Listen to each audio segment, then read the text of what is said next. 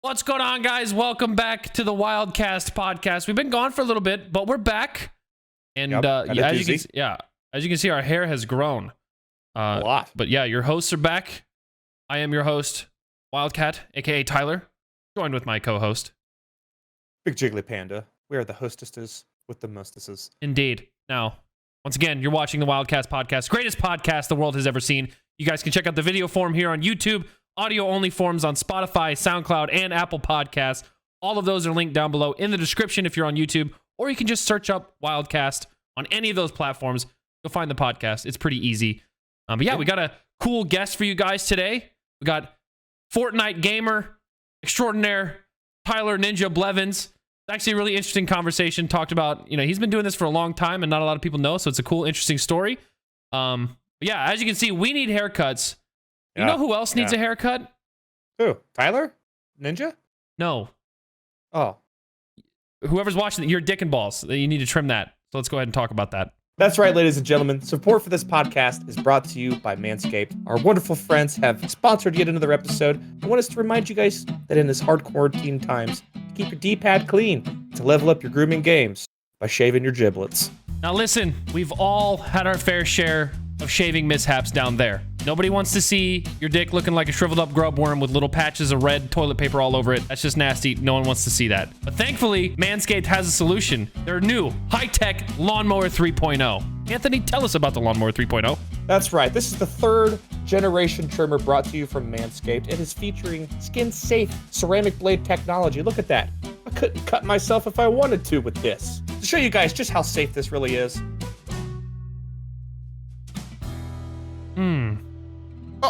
He literally went directly over the nipple. Directly over the nipple, folks, and it didn't cut his nipple off. As well as the new and improved Lawnmower 3.0, the Manscaped Perfect Package comes with plenty of liquid formulations for your testicles. That's right. They got the Crop Cleanser for washing your hairy balls. The Crop Preserver, which is a ball deodorant with anti-chafing technology. Keeps that sack nice and dry. And lastly, they got the Crop Reviver. This is a spray-on ball toner that keeps you feeling fresh all day. The Perfect Package also comes with this fantastic travel bag when you need to shave your bag on the go. It also comes with disposable shaving mats and some of the comfiest boxers you will ever wear in your entire life. They're nice. All right, so if all of that sounds good to you, which it should, just go to the link below or go to www.manscaped.com/wildcast to save 20% off of your order and get free shipping. www.manscaped.com/wildcast.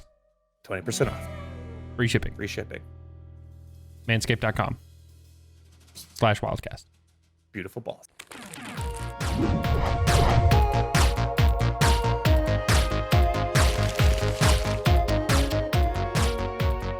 Yeah, hey, Ninja, thanks for coming on the podcast, man. Busy guy, got a lot going on. I appreciate it. Thank you, bro. Looking forward to chatting. So I guess if you haven't seen any of the episodes, generally what we do is we just, we've had a lot of our friends on, and we've had guys like Cypher on, just kind of people around the gaming scene, and we just kind of ask them, like, how did this whole thing come to be? Because obviously it's a crazy world that just popped up in the last 10 years, and we all kind of have similar stories, but slightly different. And I feel like with you, a lot of people think that you're like some overnight success or something because you did seemingly blow up out of nowhere. But, I knew you before that, and I know that you've been streaming literally since 2011. My buddy Marksman used to work for Twitch and actually partnered you. Yes. And he has the longest. I didn't know that. Marksman partnered him. And Marksman has the longest sub to his channel of anyone on the planet because he gave himself a sub to Ninja when he partnered him. Free sub, man. There you go. Marksman is your simp. Marksman has a free sub for eternity to Ninja. opposite of simping because he's not paying me. Yeah, he's not paying shit. He's not even with Twitch. He's not even working for Twitch anymore. No. Is he? No. Okay, so there's this thing they're called. What were they called, man? Back in the day in Justin TV, they were called true or false subs. Okay, and I was subbed. I came into the beta. I was in the subscription beta in Justin TV. Right. I remember Nick texted me. He was like, yo, so Marksman, he's like, yo, coming up with a subscription program on Justin TV. You're the #1 Halo streamer, even though that was I got 300 viewers. You're the #1 Halo streamer. We want to put you in the beta. I was like, let's effing go. So it was really finicky. It was still really new. So there, like when you would check your subscription list, next to the list, it would say true or false. And like the majority of them were true. Some of them would be false. And what that meant was like there was like a glitch in the system. They got like double charged, triple charged, or something like that. And Justin TV was just like, we're gonna give you a free sub of the channel. We're gonna refund you. Like, so you're never gonna get charged again. And it was something super simple. And obviously, it wasn't like people were averaging thousands of subscribers. And like, we were getting screwed or anything like that. It was just like a little mess up here or there. And he gave himself a free sub. Yeah. He still has it to this day. I just always find it funny how like you go back that far and like all these people, like eventually like some path connects somewhere over the last like 10 years of anybody that like is like doing pretty well at this point. But yeah, but especially if they've been in it for a while. Yeah. And that's the thing. Like that's part of the reason why I wanted you to come on, Tyler, is because I feel like I don't feel like a lot of people know that story of like really how long you've been doing this whole thing, whether it's playing Halo professionally or streaming, what games you move to. I feel like people just feel like you just came out of nowhere with Fortnite and now all of a sudden you're the #1 gamer in the world. And like, no, there's a lot of backstory and history.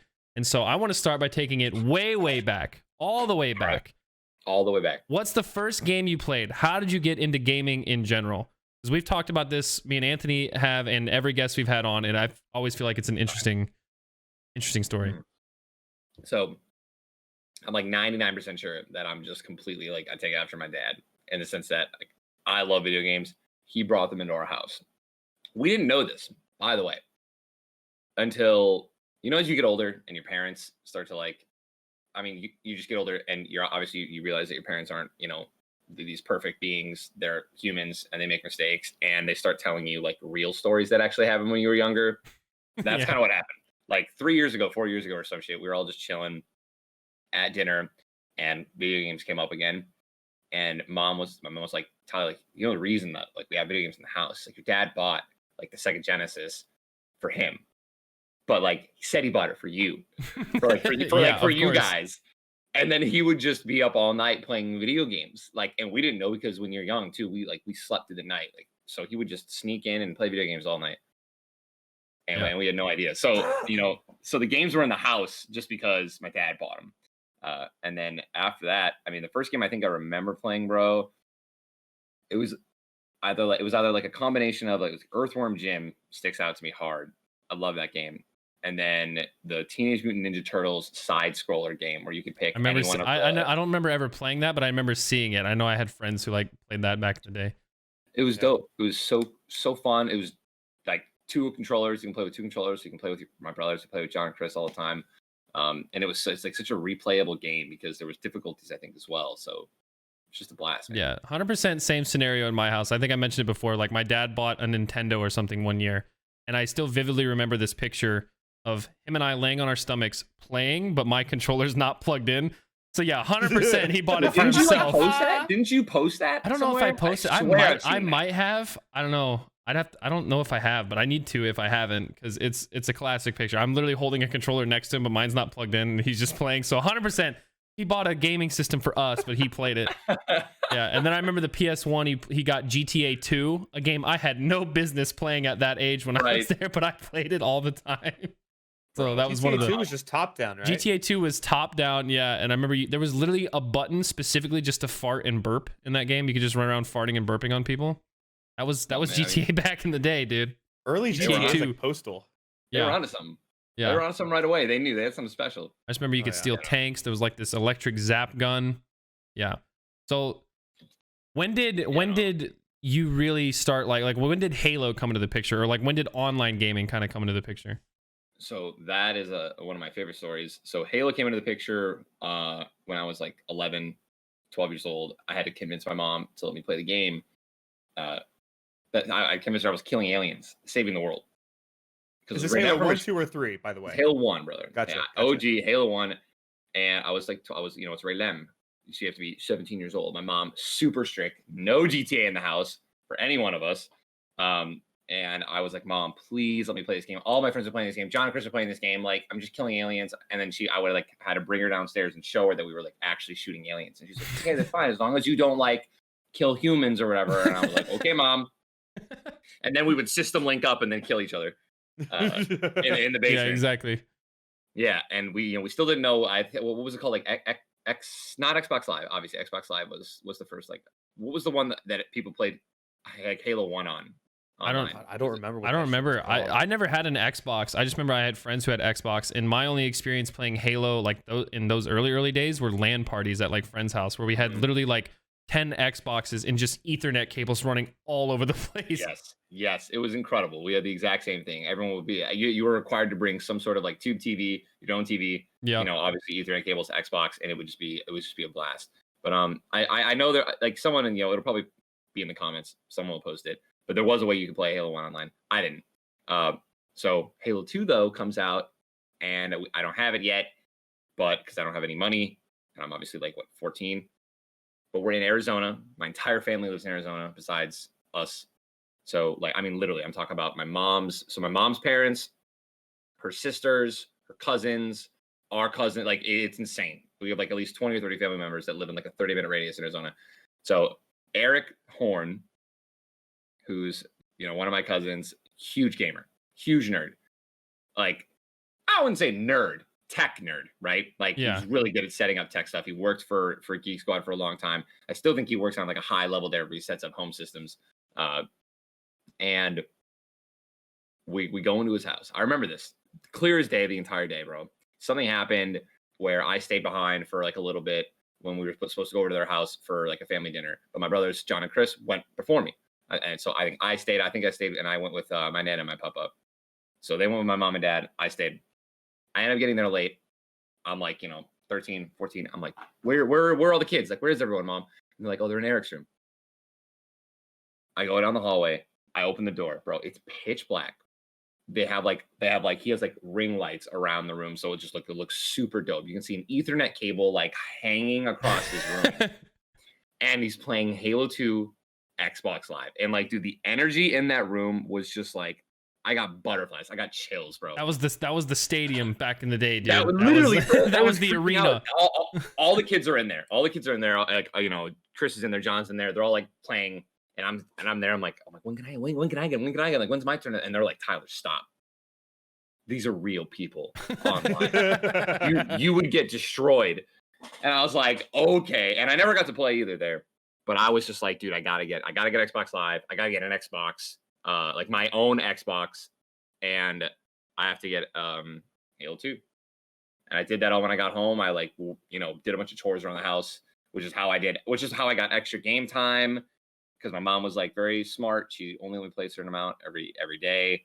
And if I wanted to get more, I'd have to either like show her my completed homework, or I'd have to run around outside for an hour.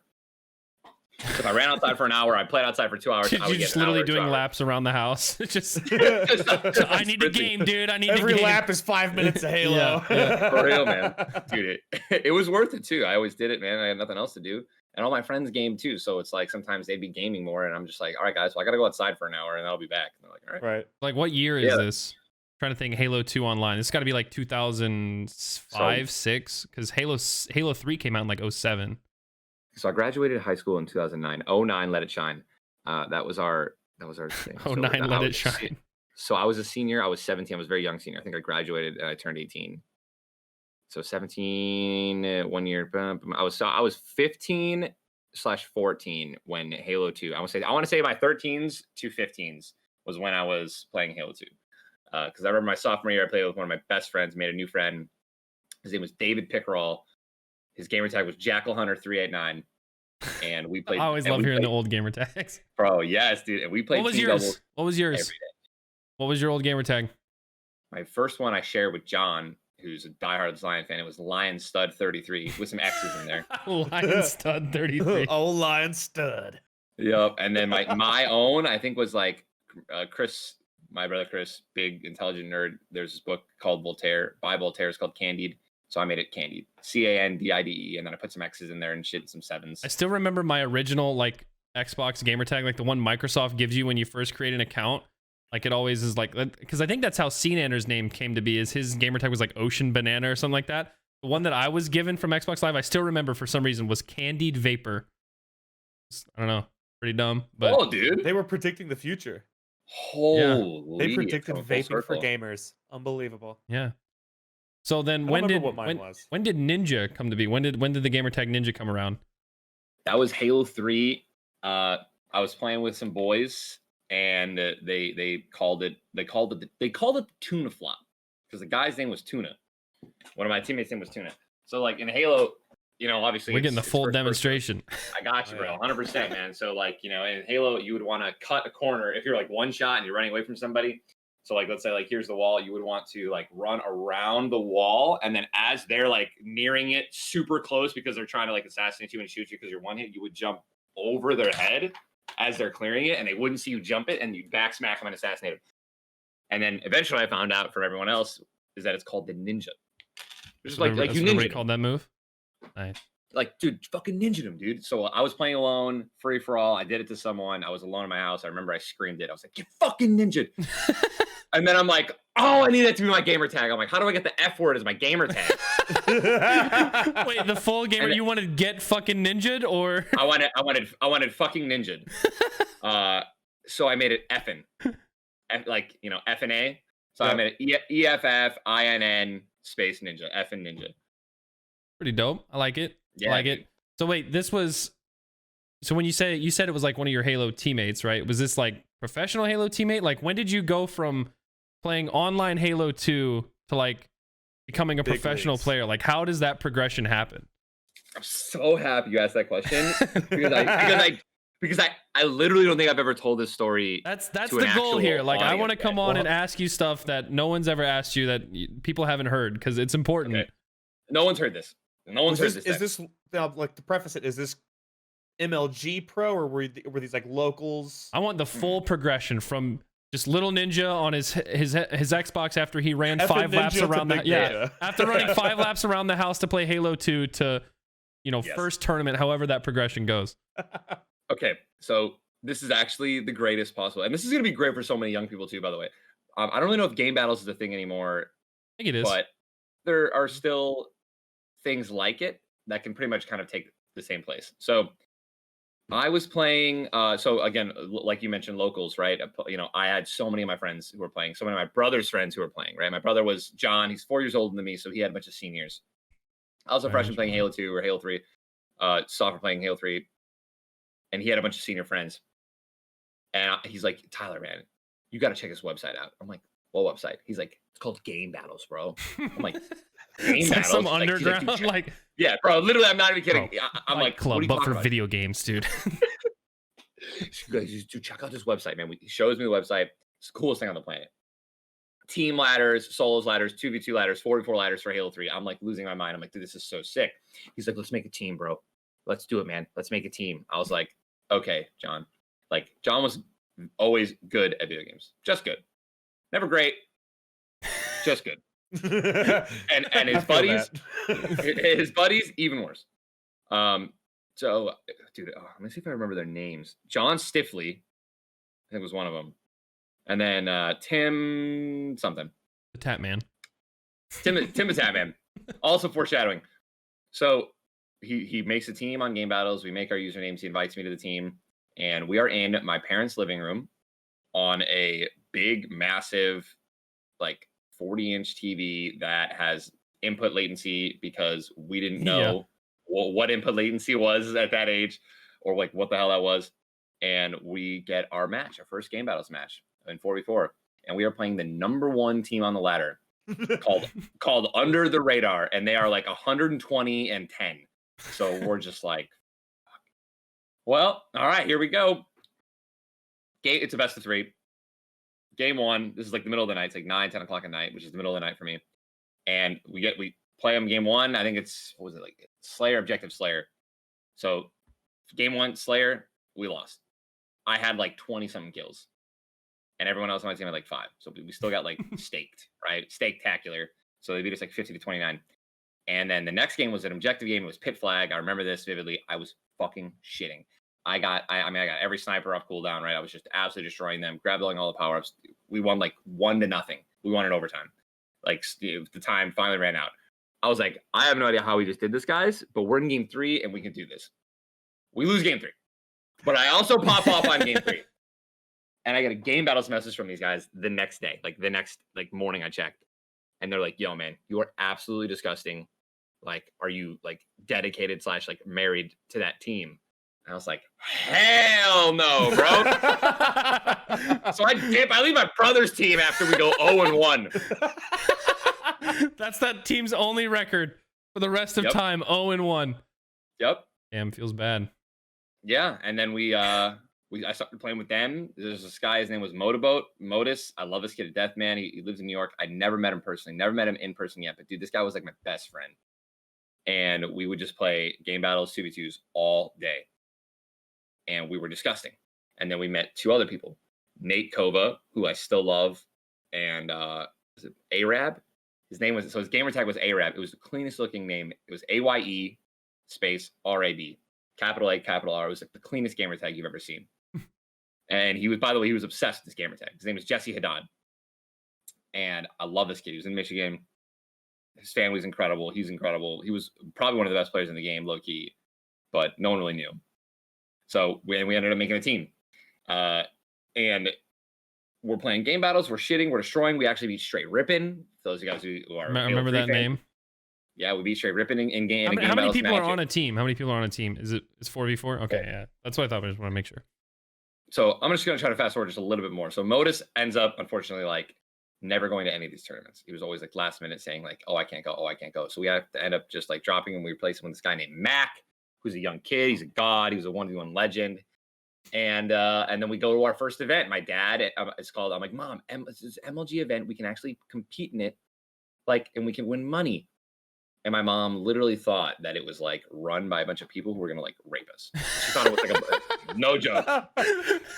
She's like, "This is crazy. There's a bunch of luring a bunch of kids to play video games for money. There's no way." I literally remember having a very similar conversation when I first told like my mom about like, "Oh, I can get partnered on YouTube and I can start to make money." And I was like, "I just need like this information for them and stuff." It's like, "Oh yeah, I'm sure they need that information." I'm like, "No, Mom, I can make money." Yeah, I had that exact conversation. That's just that's just parents looking out. Don't want you to get scammed. 100%. Don't want to get weird. your booty hole touched. I understand it. Yeah.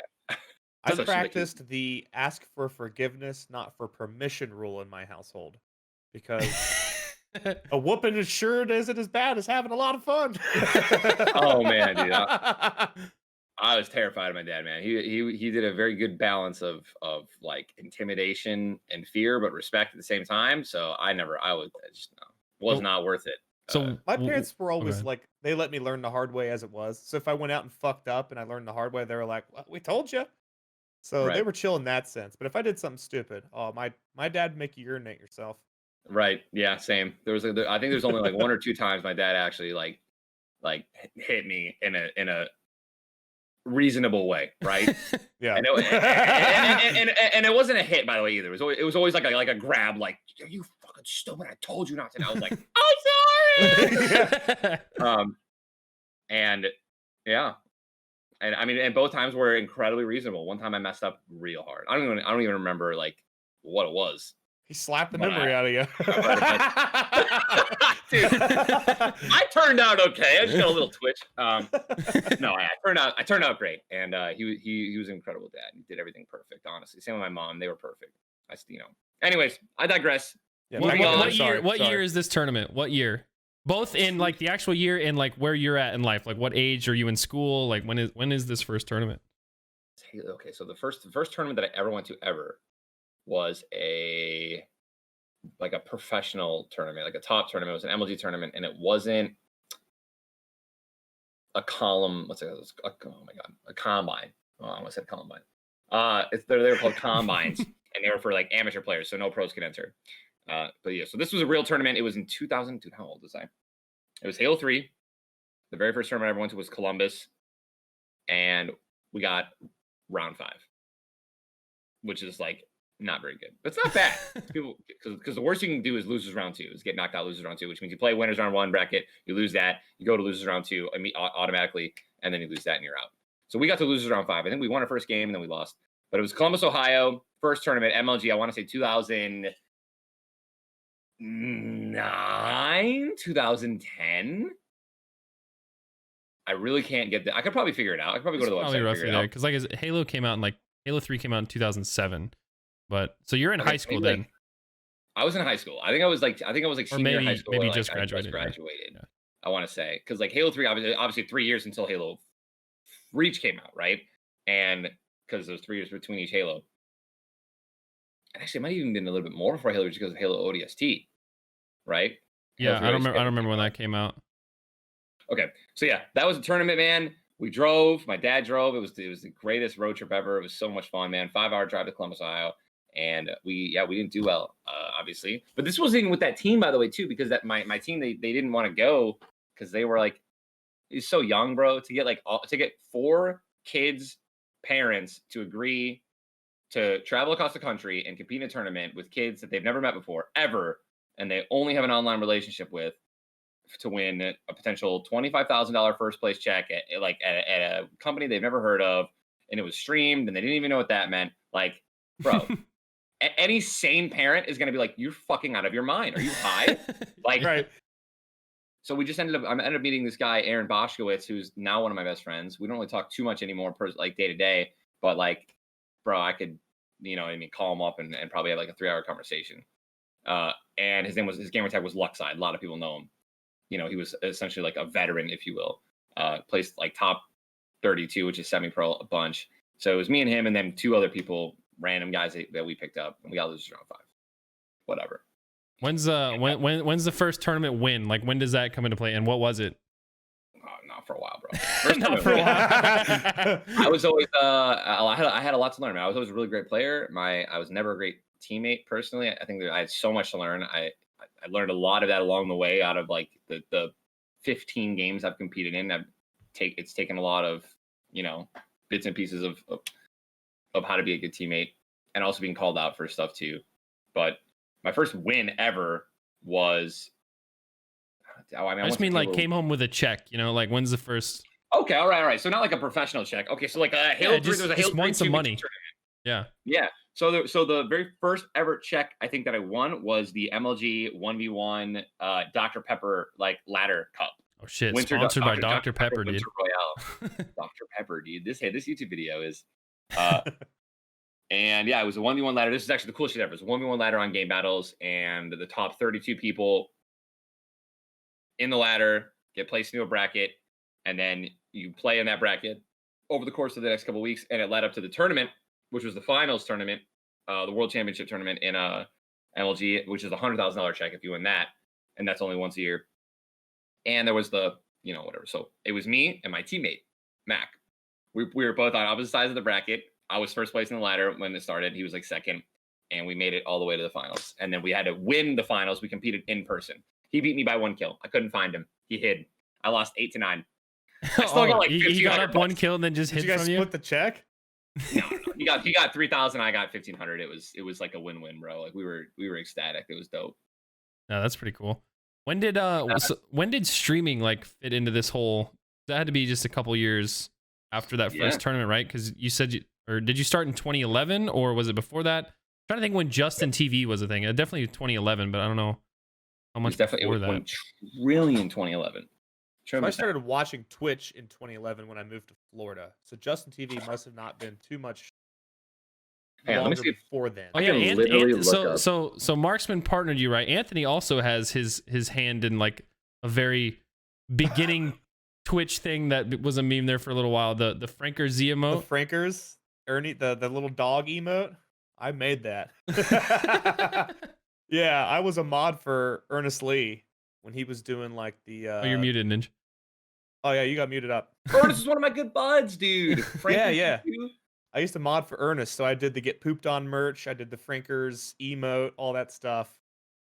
And that's my little. This is awesome. I told you all these paths cross at some point. Bro, this is insane. All right, so I'm looking up. Justin TV fully dissolved in 2014. It launched March 19th, 2007. So was Twitch sort of like the gaming offshoot of Justin? Yes, I can tell you exactly how that went down. So it's so funny, man, by the way, because Justin TV, I mean, it's coming full circle. Like it started as like a Big Brother program, right? Like no, Watch My Daily Life. It's literally backwards, bro. We're going backwards. It's weird. So yeah, the guy, literally Justin, created it. His very first stream ever was in his house. 24-hour streaming at webcams everywhere. So yes, absolutely that. And then obviously people started using the platform to do a bunch of other stuff. And then eventually the majority of people started a game like that were getting a lot of viewers.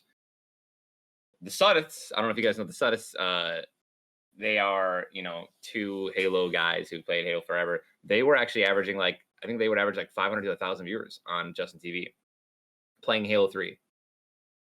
And which is a lot. Yeah, of at the time, that's a lot. Like I'm trying to think, because I mean, YouTube channels back then were small. Like I don't think there was anybody with even 1 million subs back in like back when 2011. 100K was big number. Yeah, 100K was like big shit back then. Yeah. So yeah, Justin TV. I think I saw. Dude, I have to get the exact time. I'm sure that honestly, I can probably have a conversation with Mark so we can figure it out, or my mom. But it was like right towards the beginning of Halo Reach. Halo Reach comes out and we get reached out to, or I get reached out to. I have a team, and this guy just comes out of nowhere and he wants to like sponsor our team, and it's like, okay. And he was a really weird dude. Had a website. He was like, dude, I need you. Do you know what Justin TV is? You know what streaming is? I'm like, no. He's like, dude, go to Justin TV real quick. I went to it. I was like, oh, this is cool. And he's like, yeah, bro, I'm building this website as well. And it's gonna be on my website. Like, and I want you to stream. I want you to stream there, but it's not ready yet. So I need you to stream on like. I want you to like start streaming on Justin TV to like get ready. I was like, okay. I was already playing like 12 hours a day. So I was like, what do I need to get? And he's like, I'll send you the stuff. I'm like, okay. He's like, do you have a laptop? I'm like, no. I got a quick question. Laptop. What's up? How many laps around the house is 12 hours a day? Yeah. I was 18. Oh, okay. Never mind. There we go. Oh, Halo 3. Yeah. I was 18, and while this was happening as well, I was in college, and I was also working at Noodles and Company. So I still had a job. No, I slept like 4 hours a day minimum. I was on Starbucks and Red Bull, like. Yeah, I fucking love Noodles and Company, by the way. Great food, bro. The food is so good. Dude, that mac and cheese slaps. It's the greatest, man. You know, they put a cheese sauce, right? So it's like I always get extra cheese sauce. Yeah, elbow noodles, bro, for like 30 seconds. They're already pre-cooked and like, and obviously kept cool the day of. Boom, put in the water, 30 seconds, done. They shake it all out. Boom, cheese sauce, extra cheddar cheese on top. Oh, double cheese, so good. I feel like I'm missing out. I've never had A little this. bit of bacon and green onion. Yeah, dude, no, trust me. WILDCAT, you have to, bro. Noodles and Company. 2 things I always recommend to anyone who's gonna go to Noodles and Company the first time. You cannot go wrong with mac and cheese and the penne rosa, bro. You get the penne rosa with Parmesan chicken. I feel like I've never even seen this place. Is this like, am I? Is this a like Midwest place? I mean, I'm from the Midwest too, and I don't remember seeing it. Other areas too. I feel like it's like a Chipotle, if you will. It's like a Chipotle for like of noodles. You know what I mean? Yeah. Like high end. You sit down, you order your food, they bring it out to you. It's great. So Justin TV, start streaming, and I got like, I think my first stream I had like 10 viewers. And this is actually some tips to people who want to start streaming. Like if you want to get viewers ever, like more than one, and without advertising whatsoever, like you have to start with a game that isn't Fortnite or Warzone or League of Legends. Like you have to go with like a smaller niche game that has a smaller community that has some viewers, but not like 1,000 people with 1 viewer. Yeah, right. Because you're just, the Fortnite directory literally has like 5,000 to 10,000 people streaming to literally 0 or 1 viewer. Like it's actually crazy. It's just so saturated. It's just a bottomless pit. Yep.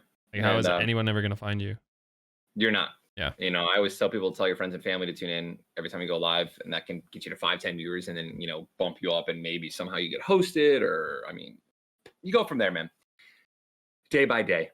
But yeah, I got a couple viewers at the start. I was like, dude, this is so cool, and I was just streaming. If I wasn't working, which I would do like a 5-hour shift, 6-hour shift, and I would do my couple classes. I had classes perfectly planned, by the way, man. I'm talking like 1 on Monday, like super early, like 1 on Tuesday, 2 on Wednesday, none on Thursday, none on Friday. Like it was perfect, right? Like 1 Saturday at 9 a.m. So like I could have the rest of the day. And it was like a full-time student. It was incredible. And then I would just be, streaming. I used to stream myself sleeping when it was legal, when you couldn't get banned for it. There was a time where now you can do it again. I'm pretty sure. Like there was a time where you would get banned for it. Now you can again. People do sleep streams. It's weird. Anthony, have Hey, you man, never seen if someone you do can a run sleep ads stream? on that shit, fuck it. Why That's another not? thing too. That's another thing too, bro. I used to play ads. I would play so many ads, bro. I'll have like 2 when this is like now fast forward like a year because I'm partner now. And I'm still on Justin TV.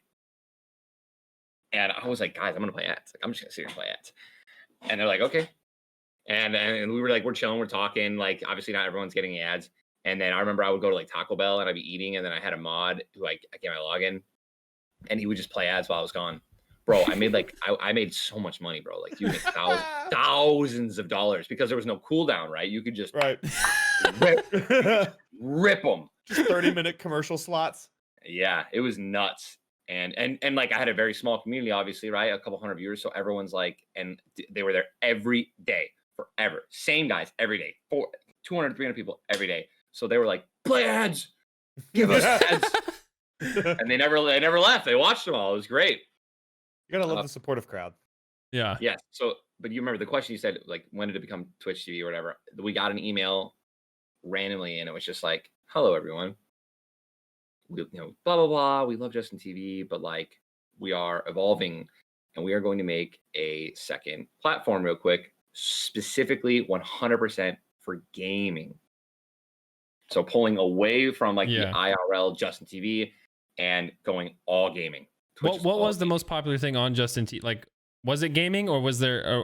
If it wasn't gaming, what else was there? Like, how prevalent were like IRL kind of streams and stuff? Like, I'm trying to think of what people would even do. I guess just sit in a webcam and talk. Right. There's no people walking around New York City with backpacks streaming setups. I used to watch people cook on Justin TV. Do you know how many viewers they would get? Because I don't. I never, dude. I watched at least one. At least one. Anthony learning new recipes. I might have been the only viewer. I don't fucking know, but they could cook. Dude, I never really watched anyone, man. I would just stream all day. Like literally, I would just sit in my channel and stream all day. So I never really watched other people. But I would say that eventually probably gaming became the number one stuff. I don't even know what games they were. I think DayZ was a game maybe at that time. I feel like Call of Duty had to be, because around 2011, 2012 is when Call of Duty was big. As far as streaming on YouTube. I watched Tim and Tatman's rise. I watched his pop off. It was crazy. I was there when he was playing his guitar and singing songs and putting people's names in when they subbed into the song. I was there. I've never seen this. Why doesn't Tim do this again? I need Tim to do this immediately. He's sold out, tomorrow. He's sold out, dude. He's changed. The money got to his head, dude. It was the coolest thing. Nate Shot was popping too, man. This is before he signed the MLG contract, man. Oh, I remember that MLG contract. I remember those days.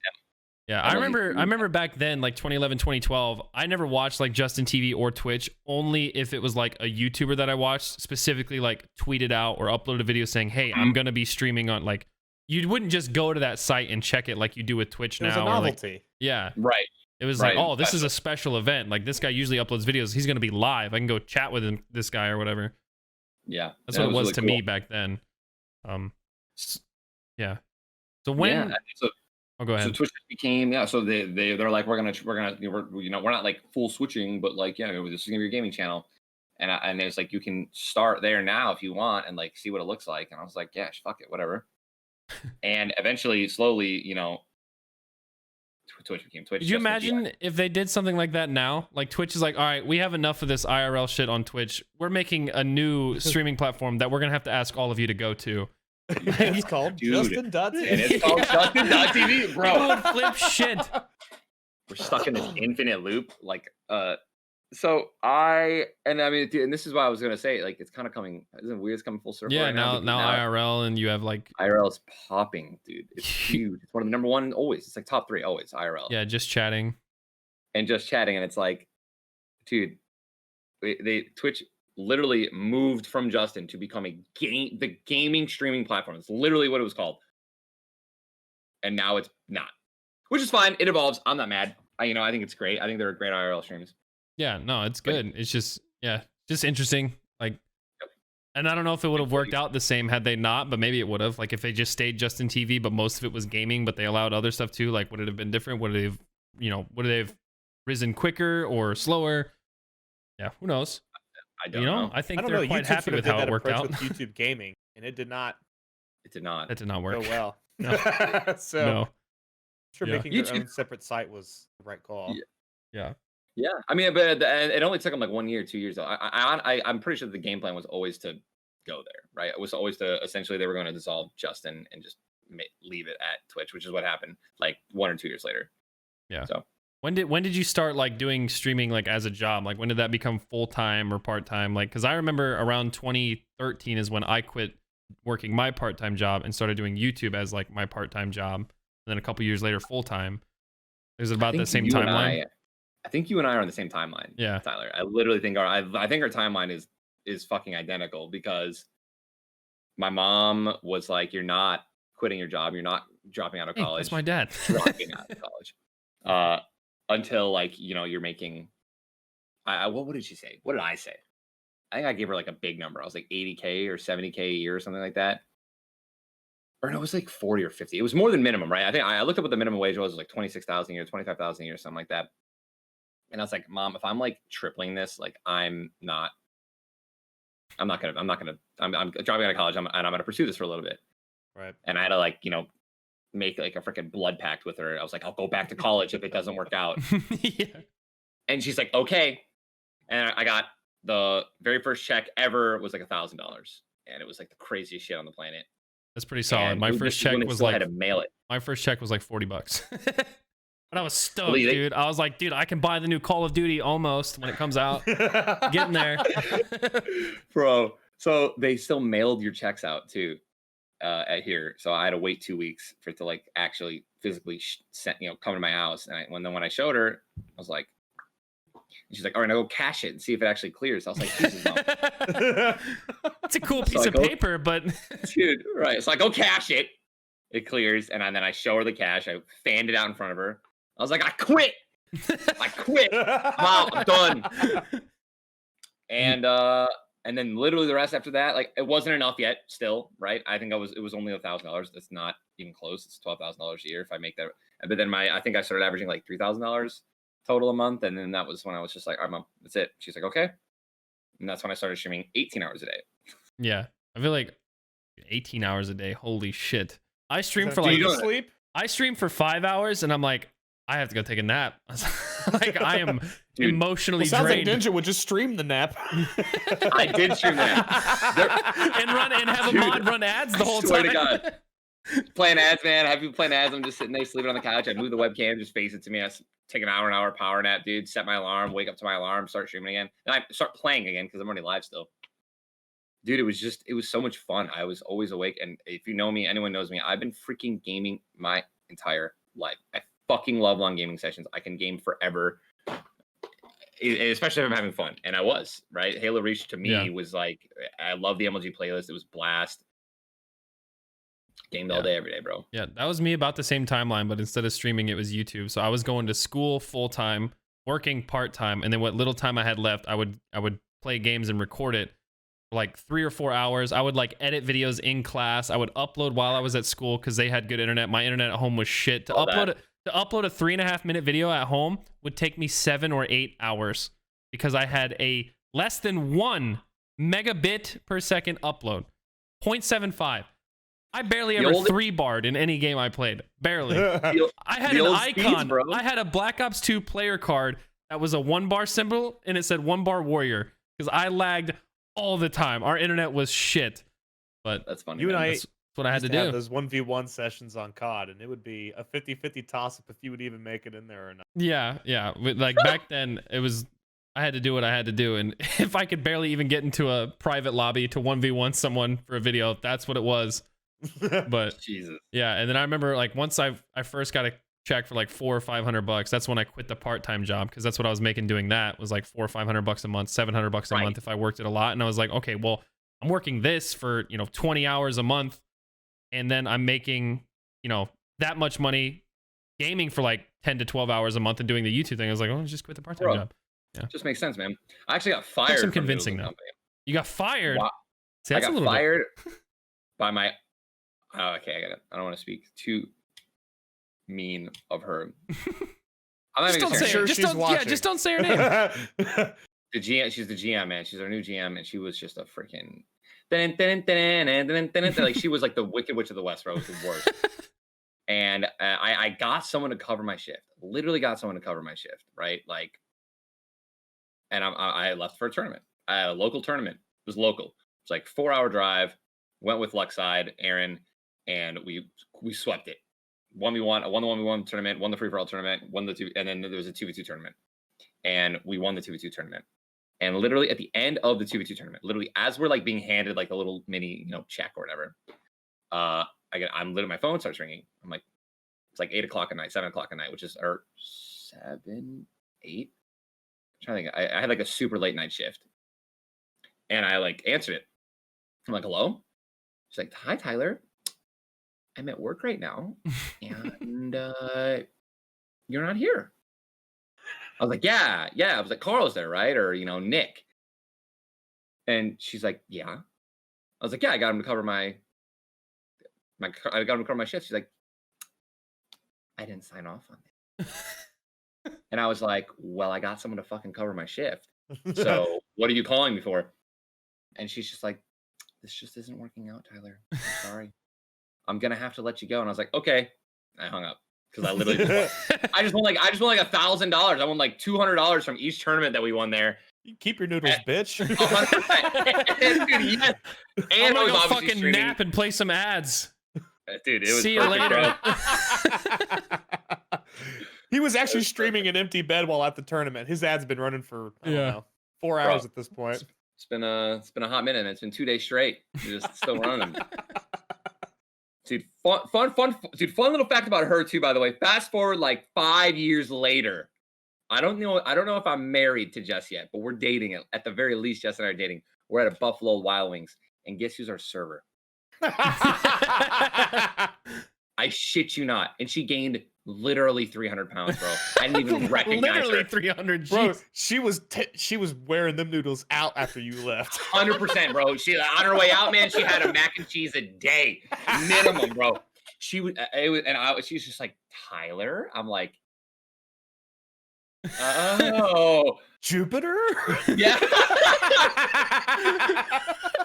Dude, you know those memes where it's like, it's me, Jessica, I'm in here. And it's like when they just, oh my God, they show a picture of what they look like in high school and then they're like 400 pounds and they gained a bunch of weight. Oh, man. Apparently I'm blessed to not have experienced this noodles company. Whatever. I'm just saying that's a testament to how good it is. Yeah, it's it'll make you gain 300 pounds in 5 years. Oh, the mac and cheese, the large mac and cheese is like 1,200, 1,300 Yeah, calories. And then if you get, and that's at the base God. trim level. yes, Once you add options, base trim level. Once you get a add sport options, model, that's an dude. expensive you get vehicle. some meatballs in there, bro. You start adding some Parmesan crusted chicken, dude. Little side, all the sides they have now. Oh man, dude, you're gonna hit 2K, bro, if you can finish all that shit. That's right. That's your daily allotted in one meal. 100%. So if we have to finish with, so let's summarize Halo and move on. What would you rank? How would you rank the Halo titles? What are your favorites? And what are your favorites? Dude, I love this. This is very controversial. I can't There's a even bunch name all shit of them, going let on alone right now. rank them. Like Summit is like making a bunch of videos on it. And like Green Skull, Dan, he's been in the community forever. He's making a bunch of videos on it, why he thinks which one's better. Dude, I don't give a fuck, bro. Okay. It's like, which one did you enjoy more? I guess? Exactly. Dude. No joke. Like, this isn't like COD, right? Like, I truly believe that there are Call of Duties that are just straight better. And I think you guys can agree to that, man. Like OG Modern Warfare, bro. Like Black Ops 2. Like, there are just some that are like the Warzone right now, right? Like, Warzone is just better than the last 3. Like, it just is. Halo is not that. It's not like that, man. Halo is what you enjoyed more. Mm-hmm. Yeah. And for me, in my order, like it goes Halo 2, Halo 3, Halo 1, Halo Reach, Halo 5, Halo 4. Is ODST even in that ranking? You can't. It's not. There wasn't a ranking system. I mean, ODST is sad as fuck, bro. I don't know if you've ever played that game, dude. It's got one of the saddest soundtracks. I barely has what? Saddest what? It's the saddest soundtrack. Saddest game ever. The soundtrack I don't even want to is be crying depressing. while I'm fucking curb You'll stomping cry. aliens. So. You'll Shed a tear every teabag. You will because Bro, you're teabagging him while there's like this like beautiful violin going on in the background. I'm serious, dude. It's sad, bro. You're so ODST. You're not a Spartan, right? You're like a mini Spartan. So you kind of have armor, but it's not the big OG armor. And like it's raining. There's like 10 missions, right? 10 levels. It's raining. I remember playing some of the missions of that game, but I didn't play a whole lot of last Halo. title? No. I think it was. Maybe was that that sad after departure. Reach or before Reach? Dude. I think that was before Reach, wasn't it? I thought it went Halo 3 and then ODST and then Reach. I do think it. Then Bungie left at 4, right? Got it. Combat Evolved. Yeah. Halo 2.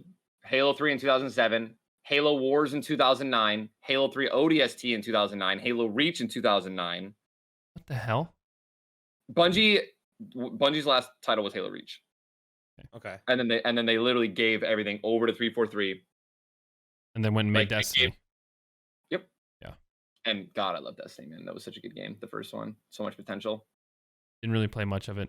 I hated the bullet sponge enemies. I don't know. Couldn't get into it.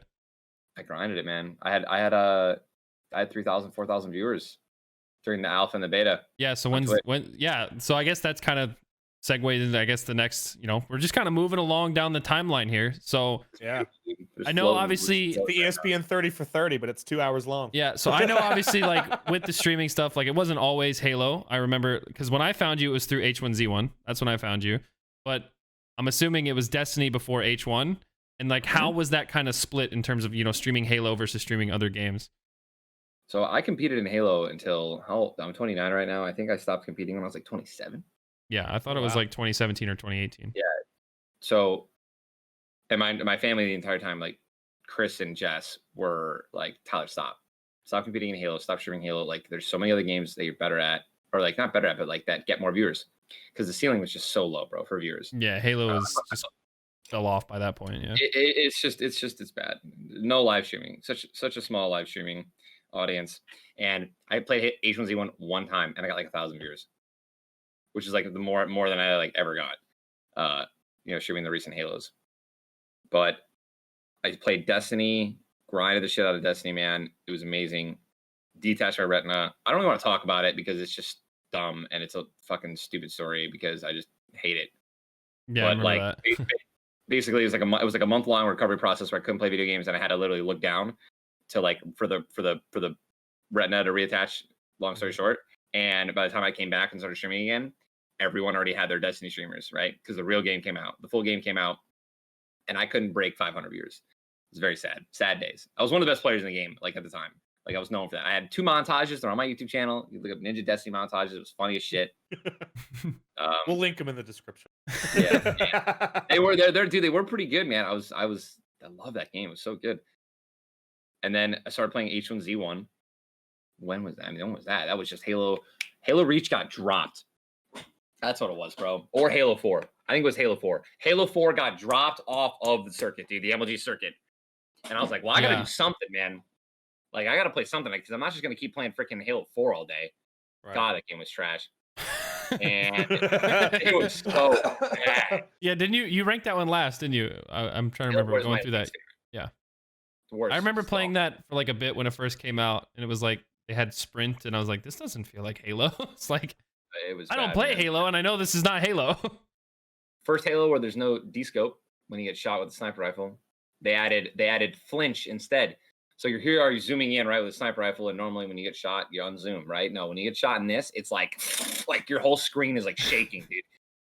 And they're like, when you get descoped, it's jarring. So we decided to add flinch. I was like, dude, when I'm like, I feel like I'm having a freaking spaz attack when I'm getting shot when I'm trying to snipe because the whole screen. Yeah, this is jarring. This is jarring. Like, what are you doing? So started streaming H1Z1. It was great. So many viewers, and then of course the competitiveness comes out in me, and I kept playing Halo. Halo 4. What was after Halo 4? MCC, Master Chief Collection.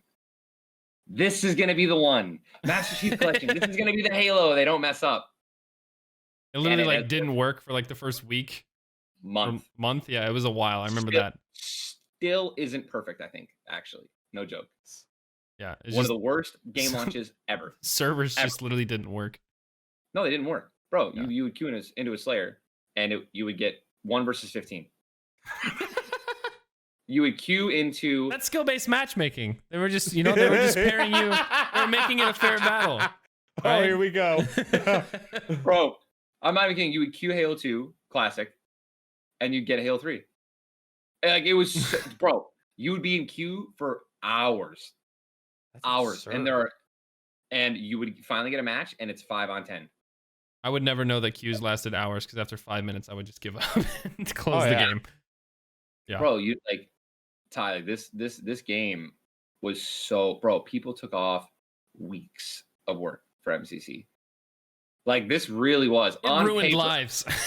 And never people got to play it. People Yeah, got no, I fired started because they to- asked someone named Carl to cover their shift, and their general manager got mad. Can't do Only that, to bro. not be able to play. That's a no, bro. I felt so. It was so honestly, man. Yeah, it sucked. It was trash. And then I kept playing it, and the viewers were actually semi decent. And then again, Jess is like, Tyler, my brother Chris, Tyler, like, stream H1Z1 again, man. Like, play H1Z1 to get more viewers there. I'm competing. I have to practice my team. Yeah, because I remember, I'm trying to think of how I found H1Z1. I don't know if it might have been like Doc's videos, because those were always hilarious. Like Dr. Disrespect, his original H1Z1 videos. I don't know if it was something before that where I found it, but I remember finding the game and then watching different streamers. And then I remember there was a period in like 2017 or maybe late 2016 where you, Tyler, were dropping like a 30 bomb every game for hours on end, like back to back to back to back, and like going for like kill records. And that's how I found you, and that's when I was really like watching and playing a lot of H1. I was never that good, but I was never even close to that good. But I had a lot of fun playing the game. Yeah, that was when I think that was when I stopped MCC. Like I was like, at this, man, done. It was like, and it was the era of H1Z1, and I just grinded that game. I actually think I was still playing both. I was. Yeah, that's what. Yeah, you would stream H1 and then you would stop and then stream like scrims for Halo. Yep, if I remember. Yep. Yeah. That's exactly what it was, bro. Yep. Jeez, it's all blur, man. I don't even remember the last year, bro. I don't even remember the Fortnite shit. Like what's going on? Like in the Like I beginning. have to I have to remember like shit that happened still. Because it's just everything. Like these last 2 years have been I'm on a jet, bro. I'm on a freaking rocket ship, and I don't even remember what I had for breakfast. Just a blur. It Anthony, is. It really is. You never played H1, right? No. I was actually going to ask Tyler. Well, that's actually both of you, so that works perfectly. How was the transition from like team-based Slayer games into a BR for you? Was it easy? Was it hard? Was it enjoyable? Because I know initially WILDCAT Tyler, when we played Fortnite for a video that I had from Epic, he was like, I don't foresee myself ever playing this again. And then you saw what happened. So how was Yeah. it for you, Ninja? Like transitioning from like Halo to like I'm on my own now. The solos, it was great. I was one of the things that I always wanted to do was never. I don't have anyone to blame. Like, and I never blamed people, but I definitely would always be like, I mean, when you're in a tournament, man, like push comes to shove sometimes in a 40-4 situation, like someone's gonna fucking choke. Someone can't choke, and someone can't anchor, and it sucks. And you don't, you're only as strong as your weakest player, and if that weakest player is not doing well, and like you never want to blame someone. I don't think I've ever blamed anyone for a tournament, besides Fear itself at Worlds, and when he and he knows he'll even attest to that. He had earbuds in, and he like got 3 kills every game, and we lost. It was terrible, but the sound audio was trash. But it was great to just like every time I made a mistake, it was me, right? It was 100% me. I had no one else to blame, so it was fucking really awesome. And the H1Z1 Invitational happens in 2016 or whatever, 2015. Win that. That was incredible. No one knew who I was, because this was before the 30 bombs too, like before I started grinding that shit. And that was brilliant. But I mean, I even started to do 5v5s for the H1Z1 too. So not even just solos, because like. Oh yeah, I remember that. That game was 5v5. What a disaster! That was such a mess. I didn't know they had that option. It really was, yeah. They had squads, and the squads was 5v5. And I remember the actual competitive games of that were just nonstop smoke grenades. It was just smoke grenades everywhere. It was a mess. That's miserable. I remember H1 was the first battle royale game I played, and I'm trying to remember my like progression and why I started playing. And if I remember, it was in Call of Duty, I always played Search and Destroy. That was always the game mode I loved the most. Still the one I play the most. just because it's the most exciting. It's the one where you can be in a position to like 1v6 and you know your whole team is watching you. And like that feeling is so good, especially if you pull it off. Like it's so fun. And then like those survival games started like popping up, like DayZ and H1Z1 originally was one of those survival games where you would land on an island or whatever, you would run around and get loot, and there was other players running around doing the same thing. There was zombies to kill and fight, but you would actually encounter other players that you could talk to and either negotiate or just murder or whatever. And then H1Z1 had the Battle Royale mode, which basically took that and just kind of sped it up. You would land, get loot, and then go and fight people immediately. There was no like spending an hour and a half, 2 hours before you ever saw anybody. It's like that, just that natural progression, and then just like taking what I loved about Search and Destroy, which is like being on your own and having to like clutch up and making it literally 1 versus like 170, I think it was, or 140 when H1 was like popping. How many players were there in a lobby? It was a lot. It was like 180. Yeah, 180 was H1Z1's early like battle royale lobbies. And like you would just drive around the map. There was just people driving around nonstop. There was proximity chat, which was amazing. So you could like talk to whoever you're fighting and talk shit when they're dead. They would talk shit after they died. Like it was so much fun. And they would stay there too, by the way. They could stay there forever. Yeah, they could stay there. They could just sit there and talk shit to anybody who ran by their body bag. Like literally, like hey little shit. Yeah, like fuck away from my loot. Yeah, if someone died in the middle of the city, they would just sit there for 5 minutes and talk shit to everyone coming around.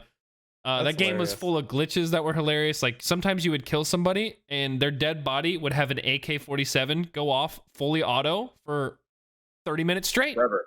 Yeah, forever until the game ended. And every time H1Z1 had a patch, in the patch notes, we fixed the AK bug. You get on that day, kill someone, just nonstop. Kill someone. Every patch, dude. It was only the AK? Yeah, it was only the AK. That game was a beautiful disaster. I loved it so much. It had so many bugs that never got fixed or did get fixed, but created more bugs. And it was just, but it was like funny. Like it was content every time. Cars would just glitch out, go underground, and blow up and kill you for no reason. Like you would touch literally. You'd have a 100 health car, police car. You literally would touch a light pole. I remember seeing clips like that. Yeah, like, circulating through Twitter and like it's like stream fails or whatever like this kind of subreddits were. There was Chinese players that would come and play on the American server. And they China number one. They were so that one they would scream China number one in the pregame lobby, just running around. They would just scream China number one. And 2, they would lag like fucking crazy because they're on like 200, 300 1200 ping. Yeah, on NA servers, but they actually had an advantage because they would teleport around you and like they could shoot you, but you could never hit them. And it was always just a funny meme that there was always like Chinese players playing on the American servers, just wreaking havoc, causing chaos, and it was super funny. Yeah, it was super funny. And Taiwan comes in, right? Taiwan number one. Yeah, Taiwan number one. Taiwan number one, China number one, China number one. And then dude, people would be like, no, fucking America number one. They're like, no, fucker, China number one. Dude, it was the greatest shit ever, bro. It was so good. Yeah, dude, that game. I miss that shit, man. Yeah, and then from there, after that game was PUBG. I couldn't get into I couldn't get into PUBG, but I know you did pretty heavy. That was that was the first game in my life, I want to say, that I had to completely learn a slower play style. Like eventually, inevitably, I got really, really, really, really, really, really, really good to where I could just kind of rush and shit on everyone. But I tried doing that at the beginning, and I was just getting slaughtered. I was getting absolutely destroyed. But PUBG was, dude, what was? I'm trying to think of the transition of why I had to switch to PUBG. H1Z1 was just dying. That's number one. I think it was the combat update with H1. That was such a terrible update. Yep, it killed the game. Yeah, and I can talk a lot about that, but I don't. I know a lot of good people that wanted good things for the game. Yeah, I don't want to just shit on the game. Like there was a lot of reasons the game didn't do well, but for what it was, like it transitioned a lot of people into the BR franchise or the BR genre, I should say. And it was a good game for what it was. It was super fun. It was amazing, and I'll never forget it. Someone's got to do it first, That's absolutely. It's not always the best, but someone's got to be first. They had it. They did. Yeah, that was what was so frustrating about the game is it had so much potential and it just no one capitalized on it. It felt like the game just kind of went downhill and just kind of stagnated because things weren't fixed and then things were made worse. But for what it was, the game was a beautiful disaster. Like I said, it was so funny and so fun. Like a lot of the problems that the game had were just funny. Like, I don't know, you couldn't really get mad at him too much because it made for like good stream content or video content.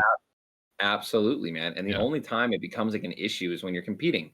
Like, sure, Yeah. I mean, the only time like those, because the glitches 99% of the time, dude, they were fucking funny. They were just Like, random. Yeah. Yes, and they were funny. And you're absolutely right, dude. It was content. They're the glitches where like you die or something dumb happens and you're just like, Yeah. Like and literally. you like look right into the camera and your chat's just like LOL, LOL, Yeah. like. Yeah, like literally Tyler could be on like a 25 like kill streak, right? Going for like a world record of like 35 kills or whatever. And he could just his car could just jump and flip the wrong way and explode. And that's it. Like he's murdering the entire lobby. No one stands a chance, but he just rolls the car and it explodes and he dies. And it's just like And it's so great, man. Yeah. That's my kind of stuff right there. Yeah. Anthony, like did you that. play much PUBG? I know you did a PUBG Mobile sponsor video. Hey man, Oh, I play boy. PUBG whenever the checks roll in. No, the BR experience. So when it comes to shooters, I'm not a patient person. I just like to run and gun. That's why I always preferred respawn modes when we were playing Call of Duty back in the day because there's no consequence. I could just act the fucking fool. And games like BR and Search and Destroy, I've learned to slow down, but it's just I'm not the most talented gamer, so there's no reward for me after investing 45 minutes in and then just getting popped in the fucking brain. 100%.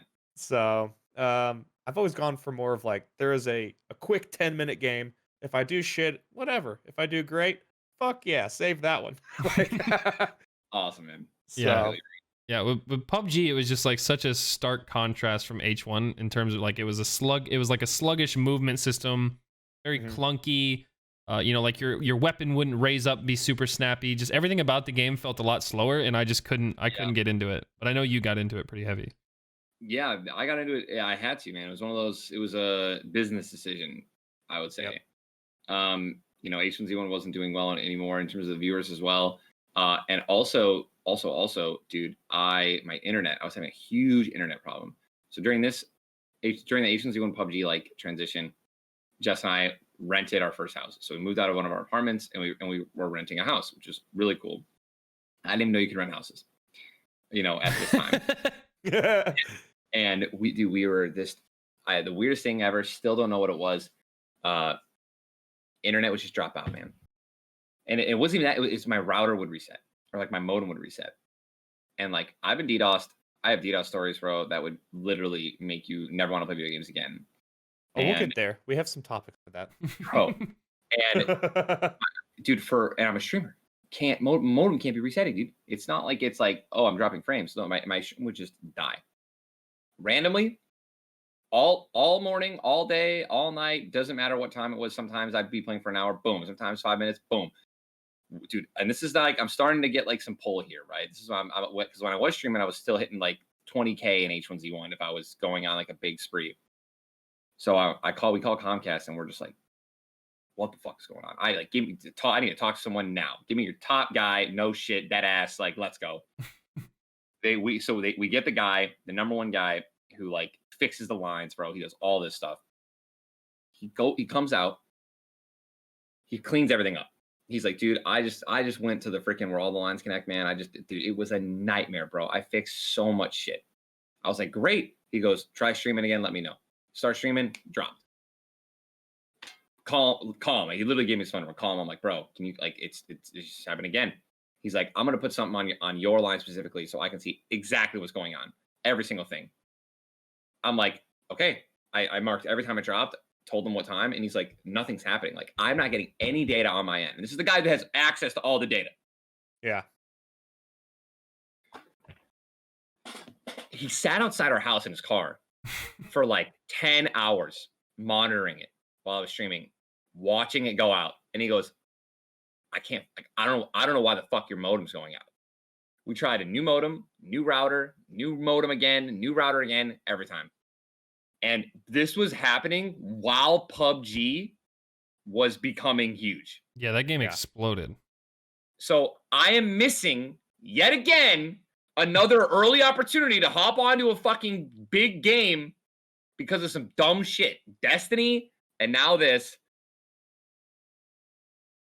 long story short, on this end, I finally, I'm like, please, like, do you have like fiber? Do you have business? I don't care, man. Like, help me out. Give me some contact because there wasn't fiber. And he's like, yeah, we have like a business line I can give you. I was like, all right, great. Like, not like business, like actual business. We're paying $1,300. We were paying at the time $1,300 a month for the 100 up, 100 down fiber line that they had to build to our house. Christ. Because there was no fiber in our area. But like this was. Finally get back up and running, dude. Start playing PUBG again. And I mean, I just never got more than Shroud, never got more than Summit, never got more than Doc, never got more than, I was the guy who had like 2,000 to 4,000 viewers. And it was because I missed the first month. Because I was like still trying to play H1Z1, trying to get high kill games while my internet's dropping out every 5 minutes. It was awful, bro. Yeah, I'm glad that's one thing I've never had to deal with since moving out of my parents' house where we lived out in the middle of nowhere and we literally just had the shittiest internet everywhere. Since I moved out, I've had good internet every apartment and house I've been at, which That's awesome, man. I'm very thankful because that's the one thing to take for granted, like easy to take for granted. Like internet that just works all the time is so important. And you don't realize it until it doesn't work and you're just it's like your body, man. Yeah. When you're sick.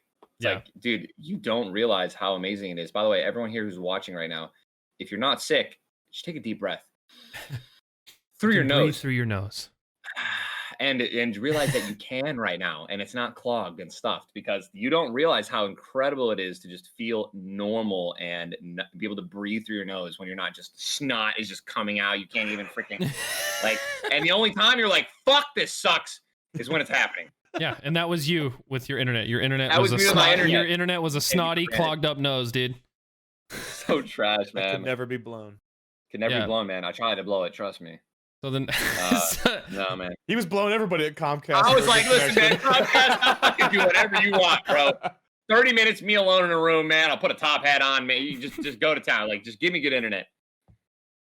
But yeah, that was it. And then PUBG, obviously, just like sum up some stuff. Like, won some tournaments in Germany with my 4v4 team, and then won some. I think I got second place in a duos tournament at Gamescom, fourth place in another first-person duos.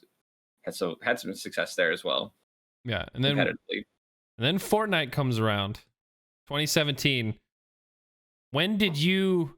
I want to know. I'm willing to bet that Anthony probably. Well, I probably played Fortnite before both of you, but that's before it was the BR. But I bet Anthony played the BR before you did, because Anthony had a. I sure did.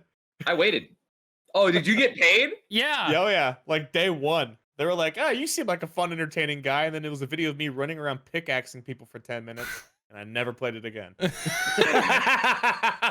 I got a sponsor video for Fortnite Save the World before it was Save the World. That just was what Fortnite was. Yep. Yes. I got a sponsor video for that in like July of 2017. I got that offer, Ty, but Jess showed me she showed me the game, obviously. I'm like, let me see the YouTube video. I'm like, I'm not fucking playing zombies. I'm not doing this shit.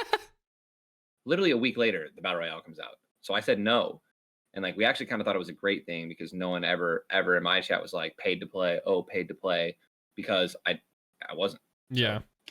Yeah. And then I was pissed. I was pissed at Anthony. I was pissed at Anthony and Marksman. Both of them got sponsored videos for the BR when it came out. And I was like, dude, I've just posted a video of it, dude. I was like, give me a sponsor. And then they're like, no, you've already posted 2 videos of the game. Like, we're not going to pay you. This was not Epic, though. You'll clearly pay for free. Yeah, this wasn't. I don't even think this was Epic. I think this was like the brand agency that was like doing the deals. They were the ones who were like, oh, you're already uploading. The brand is looking for people who aren't playing the game. And I was like, well, that fucking sucks. Obviously, since everything's gone down, Epic has been really good to, content creators, especially myself. Epic, they really are good, man. So when do you remember your first BR game on Fortnite? For Fortnite, yeah, I do. I was keeping an eye on the game hardcore. I never played it for the first, I think honestly, the first 2 weeks, 3 weeks. I was just seeing what everyone was doing, how everyone was enjoying it, and my entire chat every day while I was playing PUBG. Have you tried Fortnite yet? Are you gonna try Fortnite? Yo, man, like Fortnite kind of looks pretty cool, man. Would love to watch you play it. Try it out. And my answer was always, yeah, it looks really fun. I am gonna play it, but I'm watching everyone and they're all complaining about the accuracy. So I'm waiting for AR. I'm waiting for an AR accuracy buff, and then I'll start playing it. because this is when it was full bloom. Yeah, I remember that. Like every gun had the same accuracy, right? So like Scar, gray AR, blue AR, all of it had the same bloom, same accuracy. And then finally, and I was checking out viewership. CDN was getting some good views. Summit hated it, which by the way, I stored that in the back of my brain. He hated the shooting mechanic. Yeah. So for people who don't know what we're talking about, the shooting mechanic initially in Fortnite was full bloom, as what they call it in Fortnite. But if you don't play Fortnite, it's like hip firing in Call of Duty. That's the only way you could shoot in Fortnite, was a random shot that went within the crosshair. You could never actually shoot exactly where you were aiming, and you would be trying to shoot people hundreds of meters away across the map using that. And the ARs did like crazy damage. So it was like you would just miss like 29 out of 30 bullets, but if the 30th one hit, sometimes you would just knock the guy in one shot. Yeah. Because a headshot would do like 90 some damage or something. But yeah, you literally could not shoot where you were aiming in the game initially. You could not do it. Yeah. There was no way to do it. It was so fun too, which is like weird. So when Summit was like, I'm not playing this game, man. This game's just not fun. And he stopped. I was like, okay, noted. One of the top streamer on the platform is not going to play this game. And the game does look fun. And then I think I don't know if Shroud did it or said the same thing, but I know that a bunch of other streamers were like, Lyric, same thing. He was like, this game's kind of fun, but like, I don't like the shooting mechanic. So I'm like, okay, some of the top streamers in the game aren't playing this game. Doc was roasting it. Still does. Shocker there. Baby bullshit game, little kitty game. I'm gonna play this game. I'm like, all right, great. Literally, top 3 streamers aren't playing this game. And I look over at CDN, he's having a blast. Fast forward 2 weeks later, accuracy update comes out. They're like, the higher tier rifles have smaller bloom. I'm like, all right, this is it. Played my first game, lost, but I mean, I got a couple kills and it was fun as shit. And my chat kind of loved it. Obviously you're gonna have the people who are like, go back to PUBG, man. I want to watch you play PUBG, dude. Let's go back to PUBG. Play every game. Z1. Yeah. I'm like, okay, guys, like I'm having fun, man. I'm gonna play this game. Okay, so I played the game for a month, and bro, like I went from because this is when I was averaging 6,000 on PUBG, top like my peak. When no one was on, I could get like 10K, but like when everyone else is on, I'm getting 4 or 5K maybe. And I started streaming this game for the first 2 weeks, and I dipped to like 3,000, 4,000 viewers, which is what's gonna happen, by the way, when you switch games. Like. No matter what, you're gonna lose. I want to say 20% is probably a really good number. You're gonna lose 20% like of your viewers. Minimum. That's minimum. Yep. Yeah. Minimum. So I lost about 20%. I did a good job. I would stream PUBG first for like an hour and then switch over to Fortnite. And then the one day happened, bro. I don't remember the exact day, but I just like I had 4,000 viewers. Then I had like 4,100, 4,200. And the next day was like 4,500. The next day was 5,000. The next day was 6,000. The next day was 7,000. The next day was 8,000. The next day was 8,500. Then 9,000. Then 10,000. Then 10,000. Then 11,000. Then 11,000. But at this point as well, still, I have like no subscribers. Like I dropped, I think 2,000 subs. So my viewers are going fucking way up, but my sub count is just like non-existent. And I'm like, guys, I've never done this and I'll never do it again. But I encourage people that are in this position where they aren't, where I am at right now. Obviously, I would look like a fucking, I don't want to say the word. I was going to say cunt, but I would. You look like one of those girls sitting in their well-lit rooms, like it's $20 a month. If you can sit here and watch me stream, you can afford $20 a month. Fuck yourself.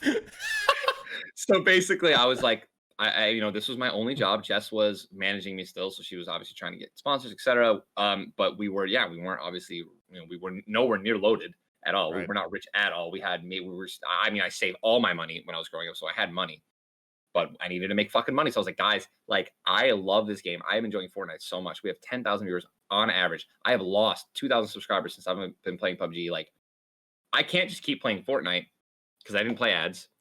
I'm like, I can't just keep playing Fortnite if like you guys aren't gonna like subscribe and support the stream.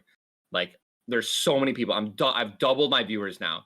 I'm like, if you guys want more Fortnite, like if you guys want me to play Fortnite all the time and be able to play this every day, like I'm gonna need some support. Like I'm gonna need some subscriptions. Like I fucking am. I'm like, please, if you guys like the content, like subscribe. And after that, bro, I fucking like that day I think I gained like 1,000. I'm not even kidding. And then after that, it was over. Crazy. You just ask. Just ask. I mean, dude, like, no joke, subscribe. man. If you just straight up ask, like, hey guys, like, consider. Hey, if you're watching subscribing this podcast, please subscribe. Click it right now. just subscribe. Yeah. Yeah. It's that easy. Yeah. I And remember. there's always a way to say it. You know, it's not like I'm like, listen, dude, Yeah.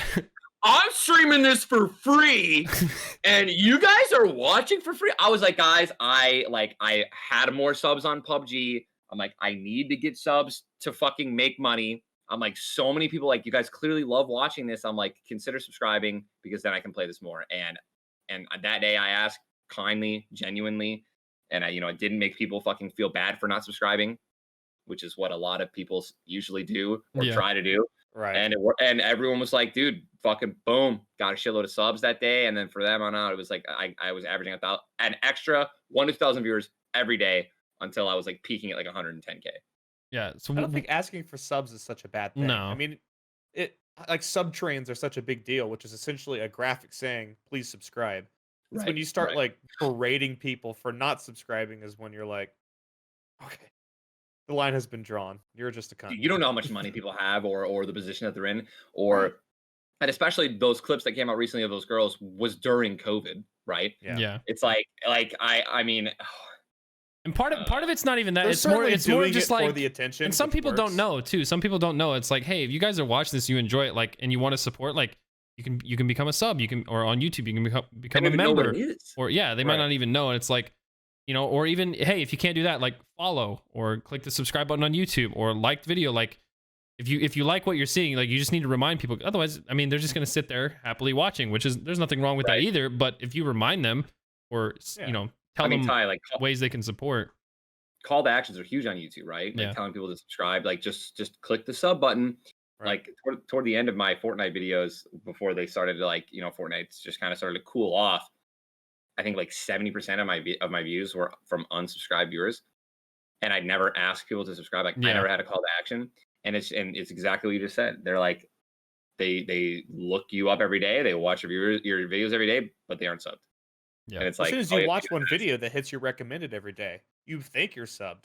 Yeah, that's another thing too. Is a lot of people don't even like use YouTube that way, which always surprised me. Like I always would just hop on my subscription page. But a lot of people they just go through the home page, which is just nonstop recommended videos. Like that's just how they use YouTube. And I get it. But it's pretty easy. If you watch one person every day, you'll get their videos recommended every day. But if you're not, but you could not be subscribed. Yeah. Yeah. Yeah, I could see as someone, like, I'm trying to think as someone who has no idea about how any of this shit works, just as a consumer, not as a creator. If you go and sit on Twitch and you see a button that says $4.99 with the heart next to it, I don't know what that's for. There's really no explanation. Like, what am I spending $5 on? So a CTA it's shameless. All the action, it's our job. Yeah. People are like, oh, you're just trying to get views and subs. Well, yeah, it's my fucking job. Right. You try to go to your car lot and sell cars, right? Yes. I'm trying to sell you on that subscribe button. So fucking click it. Or watch your emotes and badges. Yeah, right. Oh, yeah, that was 12 hours of ads. So that was my why do you think you took off so much in Fortnite, like compared to someone else? Because for me, like when I started really watching your Fortnite stuff, was I remember vividly a video on Twitter of you boxing someone up and putting the electric trap in there and frying them, and I was like, that is the dopest shit I've ever seen. I was like, I need to do shit like that because that is hilarious. Like anybody can shotgun someone. Not anybody can box a guy up and make a human microwave in the video game, and that was the coolest shit ever. Yeah. I feel like it had to be stuff like that contributed, because I mean, dude, the videos, like the fact that I was live all day, every day, the fact that I was uploading to YouTube every day, the fact that I was uploading clips on Twitter and Instagram every single day, like it all, like we did it perfectly. It was a perfect storm. Like one of my best friends, Alex Esquivel, he texted me. He's like, Tyler, there's someone on Instagram right now uploading your videos, like your clips that you tweet, and is getting like 500,000, 400,000 views each video. I was like, holy shit, I'm gonna start doing that on my Instagram. And then I started getting I'm gonna start uploading my clips on my Instagram. And then I started getting 1 to 2 million views. And then like towards like peak again, I was getting 3, 4 million, 5 million on a God clip. Like, and one thing I've always been good at is getting really good at games really, really fast. So I was able to just start thinking outside the box, shitting on these kids really hard. I was like, oh my God, bro, I have to box this kid and trap him in. So, I did that a couple times, then just started going for like high kill games as well. And then just like, it was a very young audience. Like everyone played the game, I think, for the first year. Everyone loved the game, like no matter what your age was. But in terms of YouTube, I was averaging 4 to 5 million views like per video. That was very younger. I was a lot younger of an audience. And I was just fucking crazy, bro. I was doing voices and shit. Just like, the crew, Tim, Lupo, like I think that like that energy and those, like that was next level stuff too that people love to see. Yeah, that's always been the appeal of our group, is they just, they love the personalities together and just how we get along and how we don't get along. And like, obviously none of us hate each other, but we get on each other's nerves, and it's fun to see. It's relatable. Everybody has friends that they bug all the time or that annoy them, but they're friends. And and I remember I just had a conversation with Jack literally, I think last night. He was asking me, because like Among Us is like blowing up right now, and he was asking me because I've been posting videos of it and then also streaming. I've streamed more this month than I ever have in my entire life, just because I've been loving the game so much. I've streamed like 80 hours already, or 100 hours in like 22 days or something, which is insane for me. But I would upload a video and then I would stream that night, and Jack was like, how has that been working? Like, do you see like a decrease in views on your video or whatever? And I was like, I think if a game is just popping off like this, you can't really go wrong just giving more content. Upload the video and stream. It's not like you're just trying to get as many new people that are wanting to see that game to your channel as possible. And that's kind of like what I messaged him. I was like, dude, you just do it. Like, maybe give yourself a little window for the video to breathe, but uploading as much content, which is literally what you said you did pretty much. You streamed every day. You were uploading YouTube videos. You were uploading clips on Instagram, Twitter. Yeah. When a game is blowing up that hard, just put out as much content from you as you can. Obviously, still has to be quality. But when you're that good at the game, every clip is quality. Every clip was quality, man. And then and that was it. Like it was like we saw an opportunity here to get more viewers and to post more shit. We did. We took every advantage possible. We got then we started getting like interviews, like requests, or like CNN or the CNN. That shit, we were like, dude, we're gonna take this, we'll do this, we'll do this. We did this. We took every opportunity that was relevant, and then at that point, that's when it started to like the Ninja brand started to become even more of like our in our sights. Like, okay, what are we trying to do with this? What can we do with this? Can we go bigger? What can we do for gaming? What can we do for streaming? And Fortnite just kept getting so effing big, and we had so many more real opportunities. I was like, we're just gonna run with this, like, and do as good of a job as we can to represent the gaming and the streaming community. And I haven't fucked up yet, I don't think. No. I think it's been good. I think it's been pretty good. I think you've been a pretty good face for gaming in terms of like the mainstream stuff. Yeah, no apology video yet. That's good. No apology video. That was literally, I'm not even kidding. That was like my thing. It's like as long as I don't have to make an apology video, like I'm good. I think I'm gonna be okay. And I haven't been canceled or anything like that. Like I haven't trended once on Twitter to can't be canceled, which is great. It's good. I take pride in that. These days, that's a pretty solid accomplishment, because it doesn't take much, it seems. Doesn't take much, dude. Just Ninja fart into his mic, bro. That mic has feelings. # cancel Ninja. Yeah. And I fart into my mic a lot. Get it. Sometimes you just gotta let it rip, man. It happens. Dude, the farts are the universal. Is like I like the universal laughter, bro. Fart is every single. You can go to any culture on the planet, any culture, any freaking language, doesn't matter, bro. You can go to that indigenous tribe that kills people on sight on that island. You know what I'm talking about? And fart. There's an island where you just walk up to them, bro, like and Sentinel Island or something, or I don't know. There's some dude, island. you walk up to the rip a fart, they're gonna laugh hysterically and then kill you. Like 100%. I love farts, man. It's not even like a kid thing. It's just funny. They sound funny. I was laying in bed last night, watched a YouTube video before bed, let one rip, and I just it just kept on one. Even when you know it's coming, you're like, man, that was like, dude, that one was like thunder in the distance. Yeah, bro. Yes, man. Sorry. How was carrying all this weight though? Like off screen when the screen's not on, like everything you just said. You are the face of gaming, whether people want to admit it, whether you want to admit it. Like you've done New Year's Eve at Times Square. You've got your own sneakers. You've played with celebrities and rap artists. Like, yeah, we all know how well it went. How is carrying that weight? Has it affected you? Do you thrive in it? I mean, I love it because I have Jess and my family. They're really just. I mean, I would have probably fucking gone insane if I didn't have them. Right. And it was perfect too. The age, right? I was 27 when it started happening. I was way more mature. Probably would have lost myself if I was 21, 22, 23 when this is happening. I mean, look at these Fortnite kids right now when they have like, I'm not gonna like point any 18 fingers, old. but oh my god, some of them are a disaster. Holy. They're losing their minds, man. They're losing their minds. They'll be They don't okay. even know. They'll be They're okay. like tweeting about clout, like gamer chicks and shit. And it's just like, you guys are 16, like chill. Anyways, they're young. I mean, so I think really everything was perfect, but it is, I mean, it can get sad. Mainly, I mean, you know, we have to make sure that we're not getting like used. And I'm like a really emotional person. I'm like an empath, as Jordan Fisher calls me. Like I Wear your heart on your sleeve, feel for your friends, that kind of yes. stuff. So when I like and getting, I don't want to say used, but like obviously it's business. It literally is business. Like if someone from an outside industry comes to you and wants to collab with you because you're gonna do it's just business, dude. It's like they yes, it's gonna be good for them. It's gonna be good for you. It's gonna be great, right? But then like they never talk to you again. Like, Right. and I mean, let's say I had a great time. Yeah. Like it's like, so I'll go to Jess after. I'm like, babe, I had so much fun. This is so great. Like, oh, this guy was so cool. Is like, I think we're actually like, I think he actually might like me, like as a friend. Like we actually might, and then like just get fucking ghosted, and it's just, it's hard to like, I have to like turn that off. Right. Completely. We are an entity. We are not.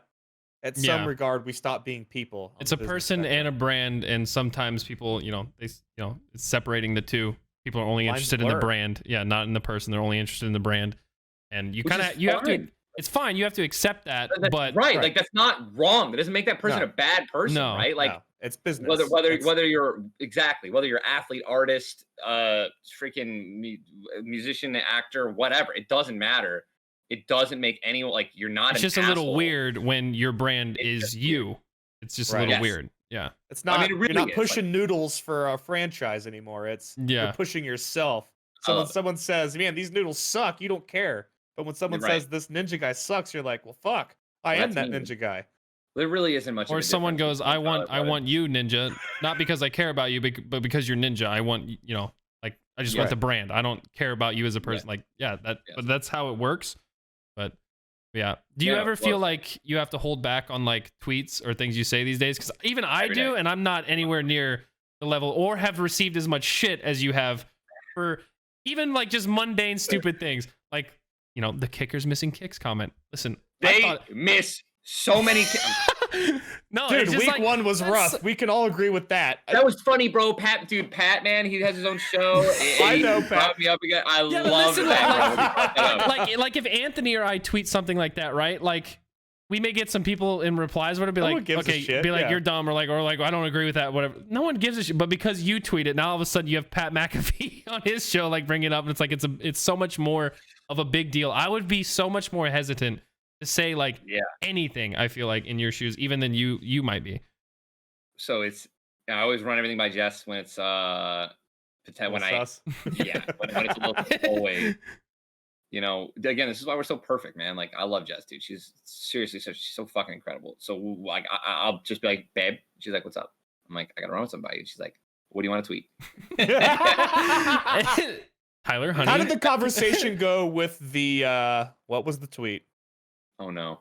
Oh yeah, it's a banger. I know it's probably the one you probably got the most flack for, which was the if you stop caring about losing, you've lost twice. Oh, that was just me, bro. You didn't even run that one by her? No, man. Did that one come off of a shitty gaming session and you just like immediately like on the keyboard like I gotta let this shit fly? That's what I do. That's how Tyler is. That's how Tyler is. Dude, Tyler will be in the middle of a COD session. I'll just hear. I'm like, oh, he's on Twitter. There he goes. Skill-based matchmaking. Listen, I'm passionate, all right. And when this shit is upsetting me in the here and now, I gotta let someone know, all right. And TweetDeck is my friend and my enemy because it's just so easy. Just click over there. So fucking funny, man. Drop a hot dumbass take when I'm nice and pissed. Listen, I can admit a lot of them are dumb. Okay, they come from a place of passion. Shit, but that's fine. We're individuals. We're human beings. We're not. And I don't get nearly as much shit as you would for saying some of the shit I say. That's funny, man.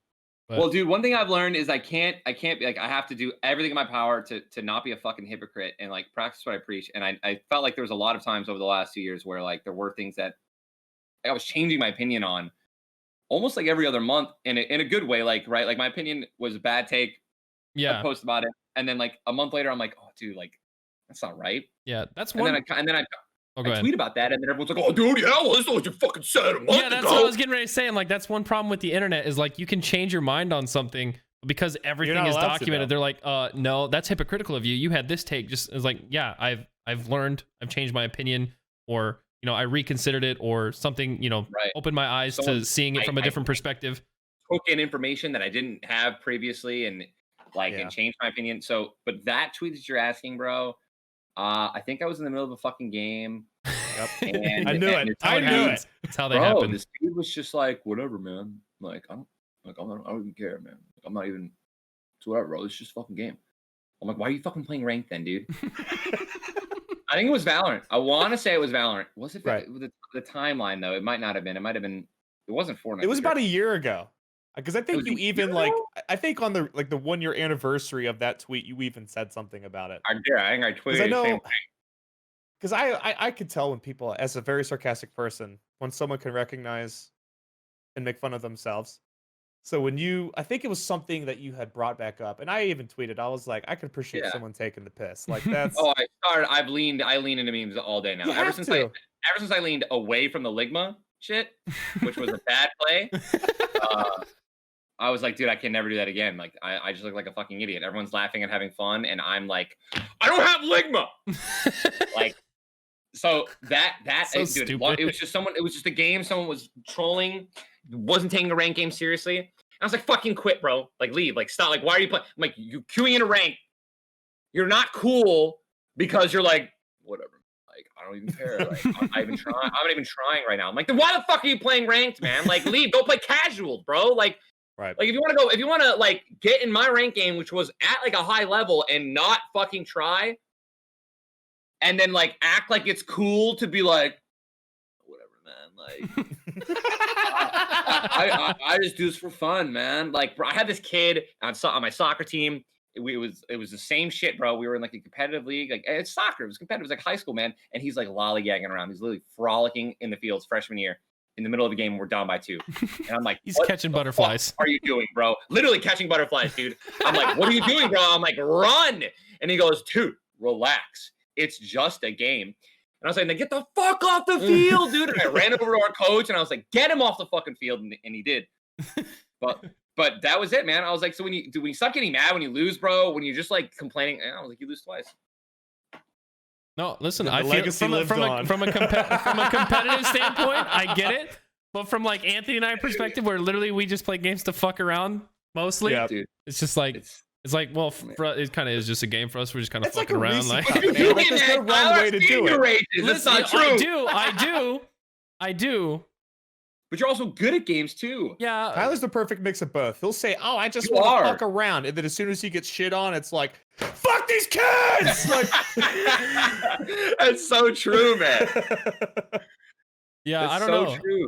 I guess I don't know. I definitely like am probably a little hypocritical in that way. I'm sure, but it's just like we all are. I know I'm good at games, but I always like my ever since I started the whole YouTube thing, like my end goal is just to make funny content, like funny moments happen. Right. And obviously there can be some cool moments in between. Like, if I'm good at a game, like I can make some cool shit happen too, and people want to see that just as much. Yeah, we're not gonna take up too much more of your time. Maybe another half hour, 45 minutes, but it's been fun. Dude, I'm chilling, bro. I don't have shit. I got like scrims in 2 hours, but Scrims for Valorant.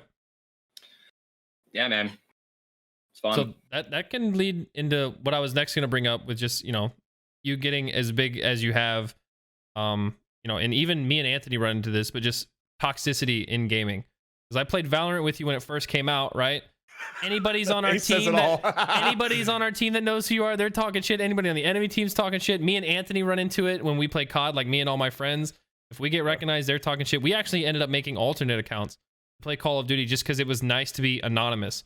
And it like made for some funny moments without people instantly recognizing us, following us around, trying their hardest to kill us, talking shit. Like, we were able to just kind of relax and be anonymous and enjoy the game, which was nice.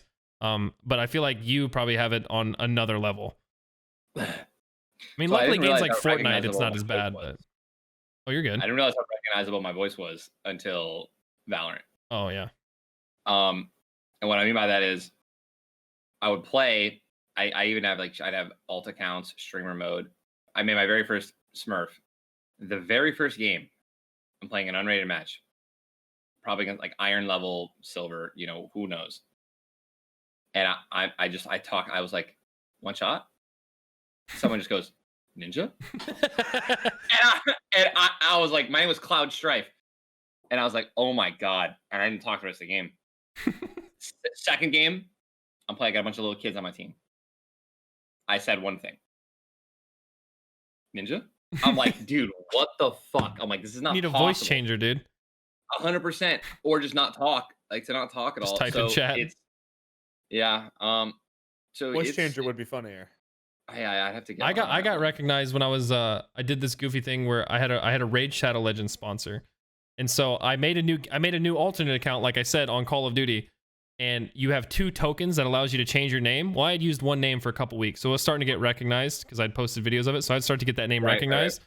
And so I changed it to Raid Lover 92, and I joined a game of S&D, and I just talked to my other 5 teammates, asking them about Raid Shadow Legends, just telling them everything about the game. Literally just doing my sponsor read to them in game. And halfway through, it was like, this guy sounds like WILDCAT, dude. And it's like, oh, he does. And I was like, I don't know who that is, but I love Raid Shadow Legends, and just like kept going. It's like, I didn't even think I had a recognizable voice, but even then, like, I had gotten recognized.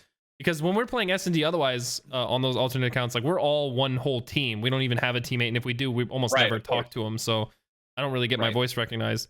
But yeah, it was funny. Man. But you definitely do have a recognizable voice. Thanks, man. The toxicity is good bad. or bad. It's on a level. At least it's kind of died down a little bit since I'm back on Twitch, which is weird. But when I was on Mixer, bro, like it was everywhere. It was every day, every game. I was on Valorant, right? LOL Mixer, Ninja, I was Mixer. Also, was that kind of toxicity? Oh, bro. I mean, well, dude, you I mean, they're just gonna go for the first and easiest thing to like jab at someone for, you know. That's true. They're not very smart. Okay, you're fair. That's a fair point. It was the easiest, bro. It was the easiest thing, and like, you know, I did everything I possibly could to mentally like not let that shit affect me, and I don't. And like randoms on the internet, like in Valorant, I was like, dude, nothing. It was you're screaming into a black hole. I could give a shit, but you know, it was, dude. I would say 1 out of every like 100 people. It'll get to you sometimes. Would be like, dude, Ninja, big fan, man, and I'd be like, fucking thank you. Like, I love you. is that so hard, man? It is crazy.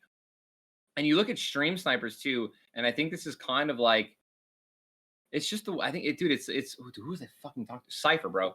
I had a huge conversation with Cypher about it. He's like, dude, these guys are like infatuated with the streams. Like, they love watching, they love the content, they like it's almost like talking shit and stream sniping and killing you in the game is like their way of like loving you. It's like a mentally abusive like father or mother, right? Who they love you, but like they make you feel like shit. But like it's their way of showing love. I don't know. It's like that's literally how these people like. It's almost like it's hard for a kid or even a young adult. It's not cool to be nice. It's not cool to be nice these days. Yo, man, this guy's sick, bro. Isn't that literally like? Isn't that literally what like a fucking loser, bro? Yeah, isn't that literally like the Kevin Hart clip when he was like on Joe Rogan's podcast? He's like, it's not cool to like be nice these days. Like, it's just not. No, like, it's cool to, dude. Kevin Hart nails it, bro. He's like, I'll tweet out a movie. I don't know what. I'd be like, I loved the new Donkey Kong movie. It was great. And then someone will reply and be like, man, that shit was ass. Yeah. And the guy hasn't even seen the movie. And he's like, man, that shit's ass. And that's how it is, bro. Like, that's literally how he sounded in the clip. Yeah. Yeah. No one's gonna like WILDCAT tweets out, I love Fortnite. And let's say never did that. No, I'm just kidding. And then someone replies and it's like, me too, I love Fortnite. Like, that's not gonna happen. Like, it's gonna be fuck Fortnite. Yeah. Game's trash. And it's like, have you ever even played it? Nah, I don't even know what it is. No, I don't want to play that shit. I know it's trash. I don't even need to play it. I'm talking about like, let's say like no one's even ever heard of it, right? Like, let's just talking like that's literally what is going to happen. I can do it right now. I could probably tweet out a game that no one even knows about and be like, yo, this game's sick. Tweet out a fake game. And say, I will, and then someone would be like, "The game's fucking trash, bro. You're trash. You're irrelevant." And then I'll Like, if reply you to guys- that person and be like, "The game's not even real. I'm joking." And they're like, "Oh my god, you responded to me!" Like, Yeah. Dude, those are my favorites. When you're That's like, it. somebody will say some stupid ass shit in the comment section. I'll be like, okay, cool for you. They'll be like, oh my god, I didn't expect you to reply. And I'm like, Dude, well, big here I fan. am, bitch. Dude, Now big what? fan. That's Are literally you? like the next one is dude, big fan. Like, They would do that shit in Modern Warfare, like Dude, when we big would blocked. play. We would be playing search, right? And somebody on the enemy, like we haven't spoken because we're talking in Discord and we didn't talk to the enemy team, right? But we're playing and someone on the enemy team's like, "WILDCAT, you fucking suck," or like just talking shit like your whole group's irrelevant, or like Vanoss made you guys, or like whatever they want to, whatever dumb shit they want to say, right? And they're just trying to like provoke us. And the second one of us says anything and they hear our voice, like, "Oh shit, it's actually them!" Like they freak out. It's like, cool, you guys are cool, man. Sick, dude. I mean, you know what's funny, man, is like I always respond to kindness, always. Like when especially in games. I need to do more of that for sure. I definitely like. It's easy to respond to someone saying dumb shit to you and correct them because they're just saying dumb shit to say dumb shit.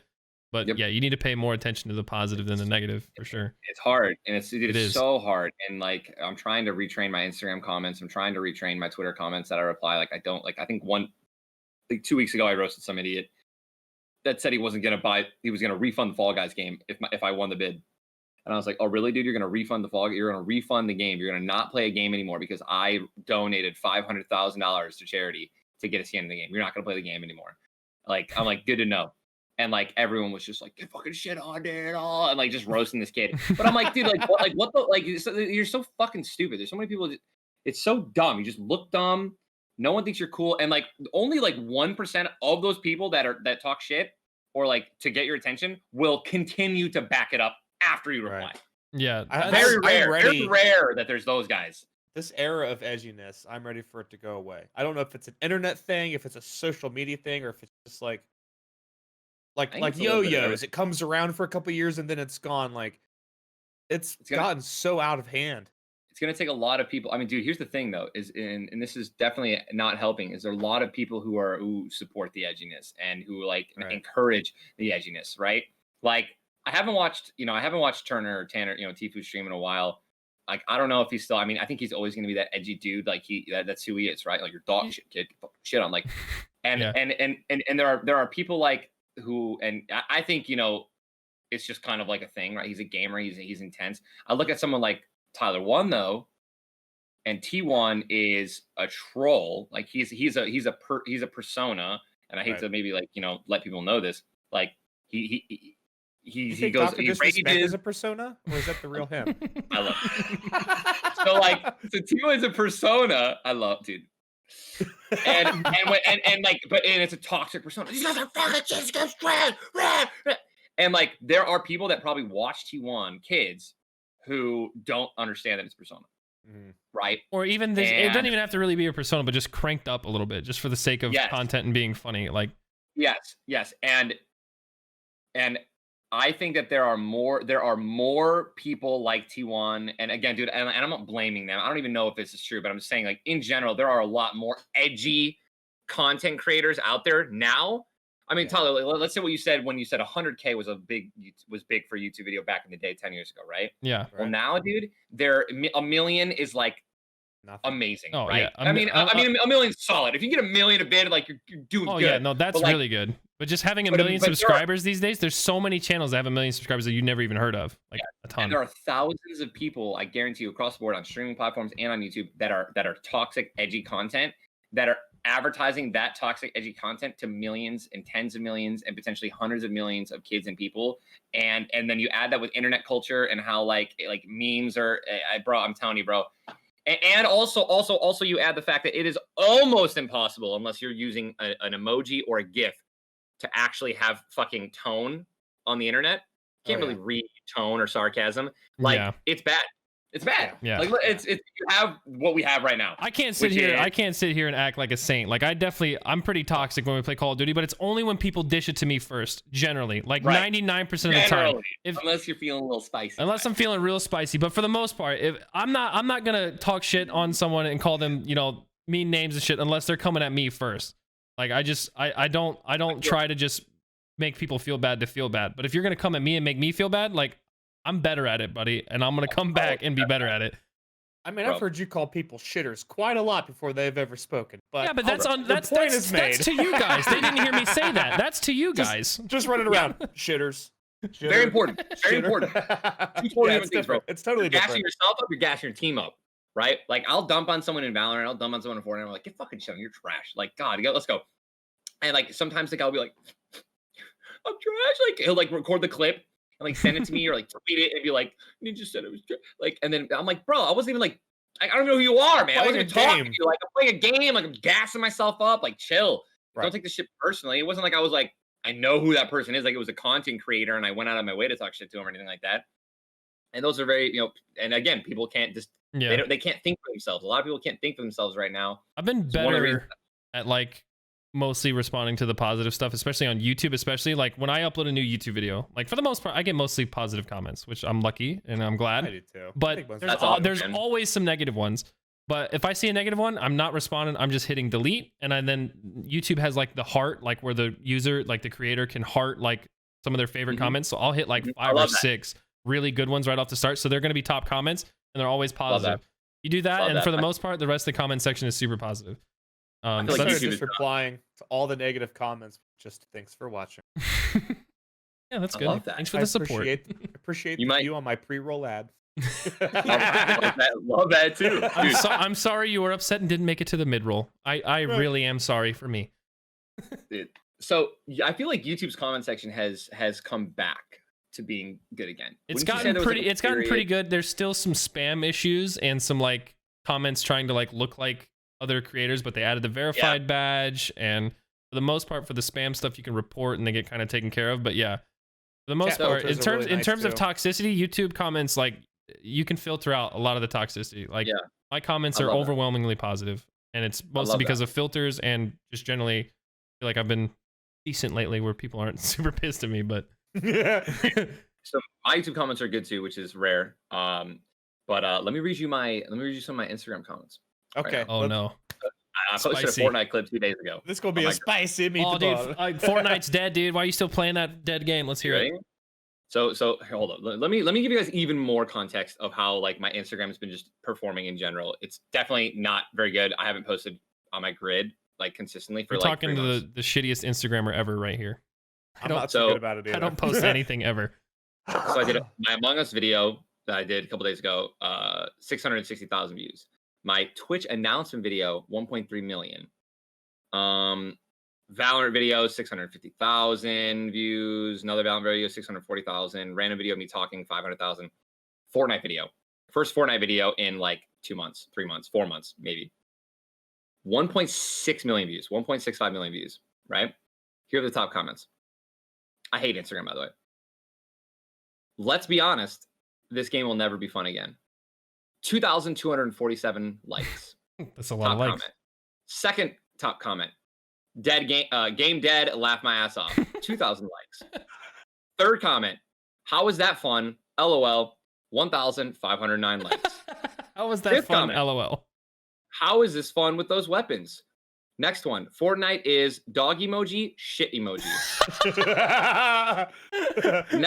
Next one. Guys, should I quit music? I'm starting to lose hope. And it's a dude. Click on my profile and tell me. Yep. Oh my. I love scrolling through like athletes or like artists on Instagram because you see like a top comment from like a producer, another artist, and then there'll be one with 12,000 likes like, click on my profile to see my fat wet pussy. And I'm like, what? Whoa, I'm clicking this now. I just turn around real quick. I'm like, I can't click fast enough. Bro. Yeah. So but dude, this is my Instagram comments, bro. And this is Instagram in general. Dude, I don't believe that a multi-billion-dollar company, like Facebook owns Instagram, cannot fix this shit. You mean to tell me exactly. You mean to tell me that one of the biggest tech companies, right, doesn't have the either A, money, or B, tech to clean up the comment section? No shot. That like, what do you mean, like filtering or just like, you know, like banning toxic users in general, or words? Dude, filter system. How about like in general, like negative comments? What is it? Twitter? Twitter, bro. Twitter's filtration system is flawless, bro. It is incredible. Literally, bad, super toxic negative comments don't even show up. You have to go view more replies to find them. You know what I mean? Yeah, sometimes, yeah. Sometimes they filter the ones that are innocent down there. Yes, they go down, bro. They go down. They're so down, and like the usually the top comments are like somewhat legitimate like replies, right? And obviously you're gonna get some trolls who, but the majority of the comments whenever I tweet, like they're usually not awful, and I don't even see the ones that are like go kill yourself. Like those don't even show up, Right? And it's crazy, man. I don't know. I think if Instagram gave us the ability to shadow ban people like YouTube, where they can comment and view, but nobody will ever see their comments, so they're basically just talking to themselves. That would be beautiful. Yeah. Dark. I don't know if I want to do that. I've changed my opinion on that. I hated it at first. I was like, I want this fucker to know he's banned. Like, fuck you. But that just kind of feeds into it. Like people. Oh, I've muted. People get fueled off that. Accounts. People get fueled off that. How many times people have tweeted at me and I've never fucking seen it, never will. Yeah, if you block them or ban them and they know that you did that, they're like, oh, I got to him. Now let me make more accounts and do it. So I've changed my opinion on that. Hiding comments, muting people on Twitter. Just better. It's just better. They just don't know. Muting is great. Yeah, let them just fucking tweet into a black hole. I want them to think that we know and care. Yeah. I have a 100%. Shit ton of muted people on Twitter, and it's not even all the time that they're negative comments. It's just they're stupid. No, they're just stupid. They're just dumb. I don't want to see your dumb shit on my timeline. Like, yeah. I'll tweet a picture of my dog, and they'll be like, "Hey, have you seen that new thing on the internet?" And here's like a meme link, and I'm like, I don't want to see your replies anymore. Yeah, I'm sorry. Well, you're right, Todd. There are a lot of people that want the ban, right? I mean, there's actually there's some accounts that literally they want to tweet it out. They want to. Their job is to get blocked by as many people as possible. Right. Like it's their goal. It's their content. It's so weird. Yeah, they thrive off of it. I'm sure us talking about this topic right now is feeding into that, but it's. You know who you are. Stop. Yeah, You're getting muted. Sad existence. Right? I'm sorry. It is sad, man. I can't. I don't want to know what it's like. I would love to give these people positive reinforcement, but I don't think that's what they're seeking. It's not. I can't imagine like that they're living a good life, like a happy life, right? Like this kid or this guy or this girl or whoever wakes up, gets a a kiss from their significant other, coffee made, right? Maybe a little back rub while they're talking about their night or their day. And then they're like, all right, babe, I'm going to go talk shit and try to get blocked by WILDCAT. Like, I don't see that happening, man. I don't. I picture a sad person alone. Wakes up in a basement, kisses their blow-up doll. Yep. Like, goes to the bathroom, yanks one out over the sink. I mean, that's exactly what I had in my head. I just couldn't really find the words to describe it. But I got you. On the flip side, though, if I've ever I feel like some of the times that I've lashed out at someone like on Call of Duty because they've come at me, it's not that I have like a miserable life and I just want to project. It's that I have a great life and I'm happy, and then I have to come on Call of Duty and I have to get shit on by these like losers, and it's just like, fuck you, you get it right back. Like, dead ass. There's the other end of the spectrum too. Same thing, right? It's the same thing. You gotta dish out, right? If you're dish it, you better be able to take it, right? And I hate, dude. When we retaliate, though, we're bad. That's this podcast. We could go for 20 hours. Let me tell you right now, I got so much shit, bro. The fact that's a lot of ads, bro. Let's go.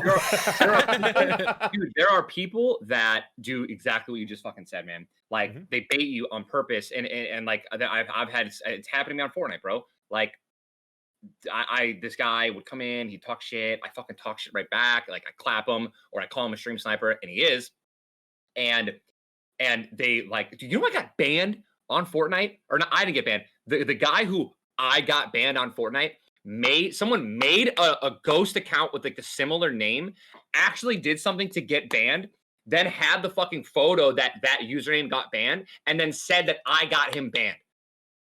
Wow. And then that post on Reddit got like 50,000 upvotes. I did not know that. The Epic employee, that's dude, insane. that was the whole thing. This was like 2 years ago. The Epic employee who like cleared my name, his post got like 5,000 upvotes.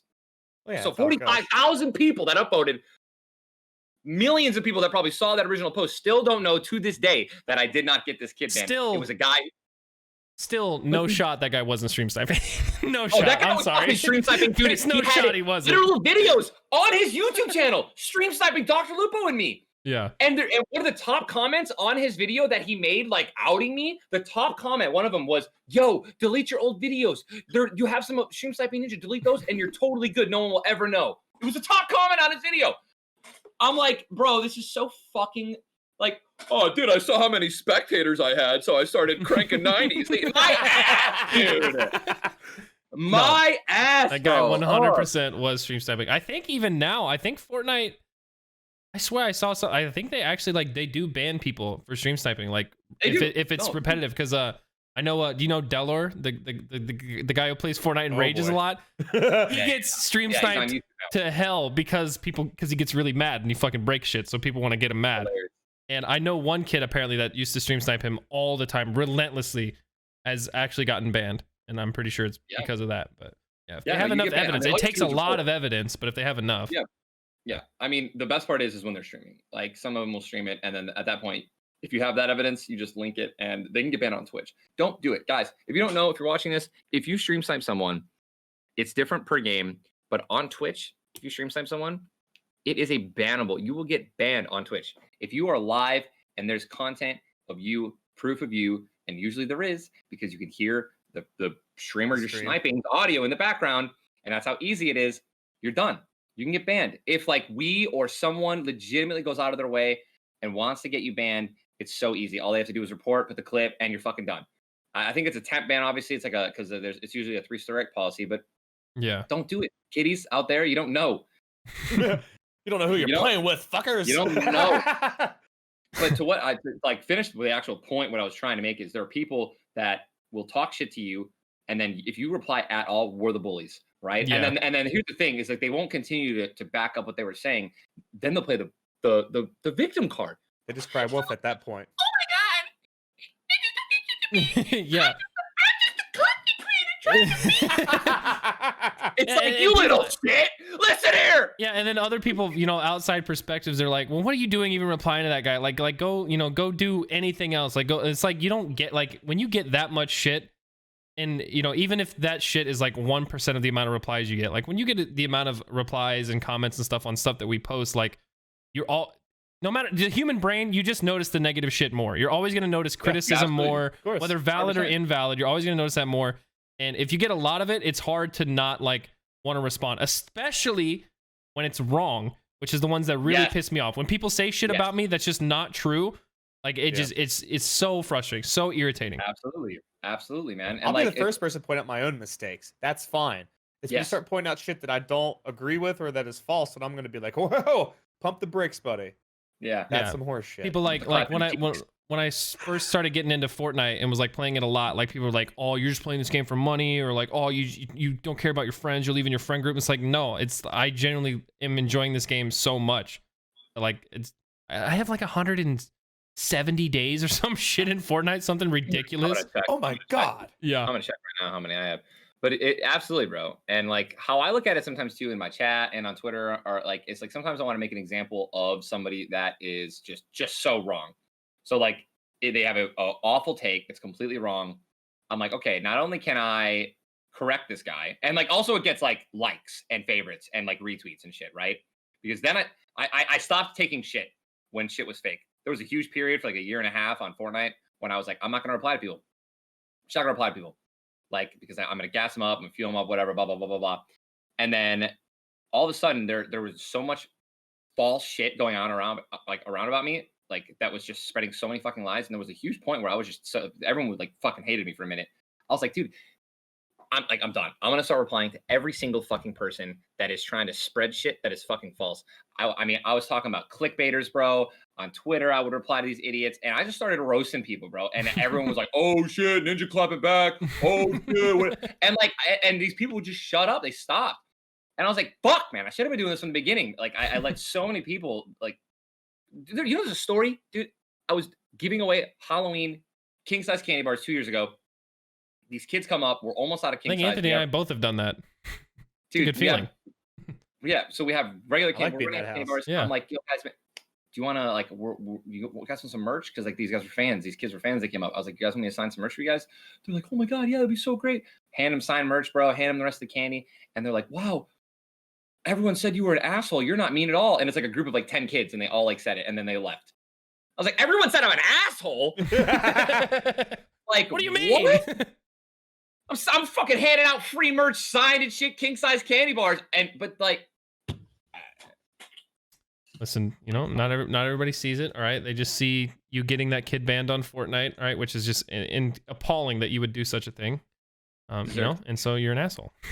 No, bro, 358 days played on. That's Fortnite. double mine. I have 170, and yeah, I That's there are over people, a year. It's 3 years now, but No, his time played is over a yeah. year. Yeah. I don't know if Holy that counts shit. lobby time or what, but yeah, 100. That's by far and away the most playtime I have in any video game of all time, for sure. Mine's Modern Warfare 2, and it's not even close. It's like 40 days. Yeah, Black Ops 2 I had like 30 days. MW3 I had like 25 days. GTA I probably have like 20 days. Gmod is probably like 15 days because we really didn't play it that much. Fortnite 170 days. And Ninja has double that. Double that. I'm a grinder, bro. No, for sure. I mean, I don't think it paid off personally. I think it was a lot of time wasted, but I wasted my life. Yeah, absolutely. so another part of this whole thing, because this whole conversation stemmed from just, you know, the amount of attention you get now, obviously, whether good or bad. How does that translate into real life? Because Anthony and I get recognized, you know, people of our size get recognized, but you're on another level. And, you know, your face is literally your celebrity. Yeah. Or we are internet celebrities. Like you've bypassed. You're in fucking Super Bowl commercials, bro. Like it's not. I'm not gonna stop it. Shut the fuck up. Quit being so goddamn It's just humble. that level. It's just that level where someone has seen you and still has no idea who you are, but if they saw you, they would recognize you. You know what I mean? Like Anthony and I, we don't have that. Someone has to know who we are. Lady Gaga tweeted, "What is a ninja?" Like you are out there, bro. That was funny, man. We found out like she knew who I was. She just wanted to like her team was just like this will around. slap, and it did. It was great. But I didn't know at first. We had to like reach out after. Dude, I mean, it's the reason that we fly, you know, private mostly now is because like I started getting like severe anxiety going out and just having we couldn't go anywhere. And airports were the worst because kids, parents, teenagers, like young adults, like literally grandparents. Everybody. Yeah, that's another thing that people don't realize. It's not just kids. Like if a parent recognizes you and they know their kid watches you, the parent is coming over for a picture or a FaceTime or something. And parents have way more balls than their kids do, man. Oh yeah. So you have like if there's a group of kids, you're done, right? The group of kids is always going to come up together because they have that group of kids confidence. Right. And then parents are going to come to grandparents who are actually in their kids' lives or grandkids' lives. They know. And the fact that I'm literally a fucking blue beacon of light everywhere I go. Yeah. That's what Tyler and I were saying earlier. You're like a tall, skinny troll doll. Yeah, you're talking about your You're talking about your voice being distinguished. It's like, well, yeah, he's also like 6'3", you know, very distinguished face with blue fucking hair, like pretty recognizable in real life too. It's easy. And here's the thing, I don't know if you guys have ever, I'm sure you guys have. I think everyone's had this moment where like you thought you saw someone famous, right? You thought, but like again, they don't have like blue hair, right? It's like, oh my god, is that dude? The look. I call it the look. Yeah, it looks like him, but it's not. Like you have to wait for like a sign, right? Like you have to get close enough to hear their voice or like Mine's something. The laugh, man. Yeah, I mean anything, right? And it's like, for me, that is not there. It's the blue hair from across the mall. It's like there is that ninja. There's a tall dude, blue hair, skinny, and if I'm out in public, I'm usually next to Jess. And there's a short little blonde, my blonde wifey, man. It's dead. It's dead, man. It's easy. You know, I gotta point something out. So in Winter Soldier, the Marvel movie, yes, there are plenty of moments where Captain America's walking around in sunglasses and a baseball hat, and nobody fucking noticed him. When I try that at the grocery store, I get recognized by 5 or 6 kids. That's So hilarious. I can't even imagine what it's like for you to just even step outside and check your mail or go to the grocery. So our community is really, really, really good in the area we live in. Like it's one of those things where like if I mean again in Halloween, bro, we go all out, we take pictures, we set shit up, like it's great. And they're really respectful. But everywhere else, it's fair game, bro. Jess was getting her eyebrows threaded in the mall. and I literally had a big hoodie on. It was like this. I'm not kidding. Like no hair was showing. Right. I'm like literally like this in my phone playing Pokemon Go. Like, dude, face hidden. And a kid comes up to me and goes, "Ninja." And then he goes and tells everyone in the mall. And then it was like I think it was like early. It was like afternoon and on a weekday. So I don't know why he was out, but he was with his parent, and I got a picture with him. But it's just like, dude, no fucking shot, bro. There's no way that because I had my hoodie on the whole time, like from the start. I mean, sat down, boom, and it's like there's just no way. And Jess is like there's a kid like coming back, like circling back. I'm like, there's just no way, babe. I don't believe you. There's no way. And then there he is. It's funny that you say like parents they're not afraid to like come. Even my own fucking dad still has not distinguished the barrier. I'll get FaceTime calls from my dad. Like, "Dad, what do you want?" He's like, "Oh, this kid here, he knows who you are." And I was like, "Yeah, that's my son." And so now I'm like, "Thanks, Dad." Now I have to have a conversation with this kid. And like, it's fine, but it's just funny. It's like you're lucky you caught me at a good time where I'm cool with it or whatever. But yeah, our parents are so proud to show us off. That's the thing. Yeah, I know. My mom was like, "Everybody at work knows who you are. I always play your videos in the background." I'm like, "You're playing my videos in the background at work? Do you know the shit that I say? Read the room, Mom, okay?" Like, God damn. I appreciate the views, though. Thank you, Mother. Yeah. Oh my God. That's crazy, though, man. I can't imagine, like you said, like even having, like flying privately, like the anxiety, like, because it's one thing I was saying with Tyler beforehand when we were talking about these sort of like IRL questions is you've reached this point as a brand and as an entity that the humanity people don't see. They don't see Tyler. They see Ninja. He is a person. He is famous.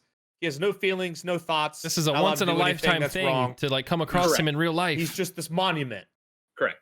So hearing the reality behind it, who the human is, like I hope people listen to that and realize like even at someone on my scale, like I'm not nearly the size that you are or never will be, but I'm still like human. You never know, man. Yeah. Dude, trust me, no one will. It's 2020, man. I'm one of the first quote unquote celebrities of from gaming. No shot, bro. It's not going anywhere. Right. Like there are celebrities and actors and musicians, and bro, they've been getting treated like this ever since that stuff existed, right? Ever since you could be a celebrity because from acting or being a artist. It's if anything, it's only gonna get worse. Yeah, I don't think it'll ever get better. I hate too when people like want to give people shit for like you say you fly private or whatever, or like you live in a gated community. It's like you don't understand. Like that's not like being bougie. That's like an expense for having some privacy and being able to be comfortable in certain situations. Like I cannot imagine. Thankfully, I haven't had this, but the nightmare of like having fans show up to your house all the time or know where you live or in the neighborhood or whatever. Like that for you would be next level nightmare. Like, yeah, it's like these things are necessary to literally just live a normal life. Like they seem like, oh, you live in a gated community. That's not a normal life. No, it's so I can actually live a normal life. So that way I'm not bothered, in my own house 24/7 where people are trying to get something from me. That's the other thing people don't understand is like, it's a weird feeling. Like I get it if I'm at a convention, like I don't get it, out and about all the time. I get recognized every now and then, but at a convention, like everybody there probably knows who I am, like for a lot of people, right? And they all want something from me in terms of, just a picture or a piece of my time. And I get it and I understand it, but like it's really mentally draining. And I feel like not a lot of people understand that when, you have all like literally hundreds of interactions throughout a day that are just someone trying to get something from you. Obviously it's not an ill intention on their part, but it's just like, oh, another person, like, okay, I gotta give them some, I gotta give them some of my time. I gotta do this. And it's like, for you, like that's everywhere. Yeah, it's like when people walk up, they don't even introduce themselves. They don't say a fucking word. It's just, hey, can I get a picture? I'm like, yep, sure. Yeah. What is your name? Like, who are you? Like, at least take 2 minutes out of your time. Don't be afraid. If you got the balls to walk up to me and ask for a picture, you can talk to me for 2 minutes. See, I'm like, at least let me know who you are. I'm down to get the picture, get out, bro.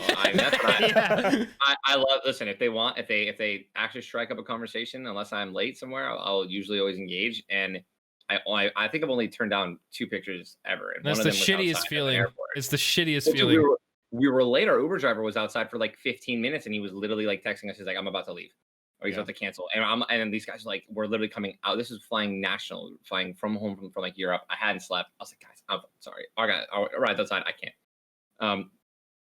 And in general, flying private, I hate, obviously, because I'm a huge freaking like eco guy, and Jess and I try to, we're all about that shit. Save the planet. We donate all the time to charities like that. But dude, the amount of I was getting sick every trip when we were flying like first class, like going to actual airports. I was getting sick because everyone, I mean, kids coming up to me, shaking hands, pictures, like need to fly a bodyguard with you everywhere. and we do now. Get the fuck away from me. Getting like how to get hot and sweaty, and I'm like uncomfortable. There's nowhere to go. Like we don't have like business miles or like. And guess what? I was like, dude, just go in like the platinum area of like United. Went in the platinum area of United one time and was swarmed the entire time in there from like parents and kids. I'm like, dude, there's no safe spot, man. So like, it's just. Yeah, I feel like people will never fully understand that. Some people will, but there's always going to be people that just they don't they don't get it. Be famous until they're famous, And then it's like, dude, and this is not us like complaining. Like obviously we live a great life. It's just this is one of the shitty aspects, especially when you have to turn someone down. That's literally just a lose for everyone involved. If I have to turn down someone because I'm late somewhere, I feel shitty because I know I just fucking I ruined their day. I ruined like something really cool for them. But what am I supposed like? I have to be somewhere. Like it's a lose. It's one of the shittiest situations for everyone involved. The only ever turned someone down is when they came to my front door, and I'm like, you have to. You can't open up here, bro. Sorry, you gotta go, man. Like this is my one spot. Oh, I turned down someone in the bathroom one time. That one was. You got to do that too. I can't. Yeah. Like, what were they proposing? They wanted a picture. Like, yeah, let's not talk about that in the bathroom. I thought they were like, I'll hold it for you, Tyler. I'll even shake it. Dude. I would have turned that one down. this one kid was in the like, bathroom. Hey, bro, could you just wait until I'm not pissing to like be like, was that a pass? I love you, man. I'm a big fan. Probably. Is that a convention? It had to be one convention. I don't remember, but same thing happened to me, man. Like once, very recently. I was like, hey, bro, like, right now. I was like, yo. He's like, yo, can I get a picture? We're in the bathroom. I'm like, absolutely, bro. Like, I'm washing my hands real quick. Like, let's just get out of the bathroom setting, yeah. and he goes, yeah. and I'm like took the picture and he dipped out, and I was just like, all right, whatever, man. Like, that's how you want that to be. Like, I got a picture with Ninja in the bathroom, and I was like, I'll literally take it with you outside. It's weird. I think the weirdest one that I've ever gotten is when somebody asked me for a picture, and I'm like, sure. And then they just took a picture of me. They didn't actually want to be in the photo. I was like, did you want a selfie? They're like, oh no, I don't like pictures. I'm good. I just wanted one of you. And I'm like, okay, bye. I've had some like grandparents do that because they're like, I just want to. Yeah, that's one thing. But it was the fan themselves. Like, I don't want a picture of myself with you. I just want a picture of you. Dude, I love it, man. Crazy, dude. Crazy life, dude. Seriously, this stuff. I love it though, man. I really do. Ups and downs and shit. I certainly don't want it to feel like any of us here are complaining, and that's no. It's just these are funny. This is part of the job and part of the life that comes with what a lot of you are hoping to achieve in your life. So here's a first-hand experience of what it's like for people that deal with it. Yeah. So along, we talked about the super blue recognizable hair. Ninja, you haven't dyed your hair in a while. When is the next hair dye happening, and what's the color? Oh, bro. Is there a plan, or is it done, or what's the play? I don't know if we can like see the roots, bro. Oh yeah, everything's coming really blue right now. It's coming in dark.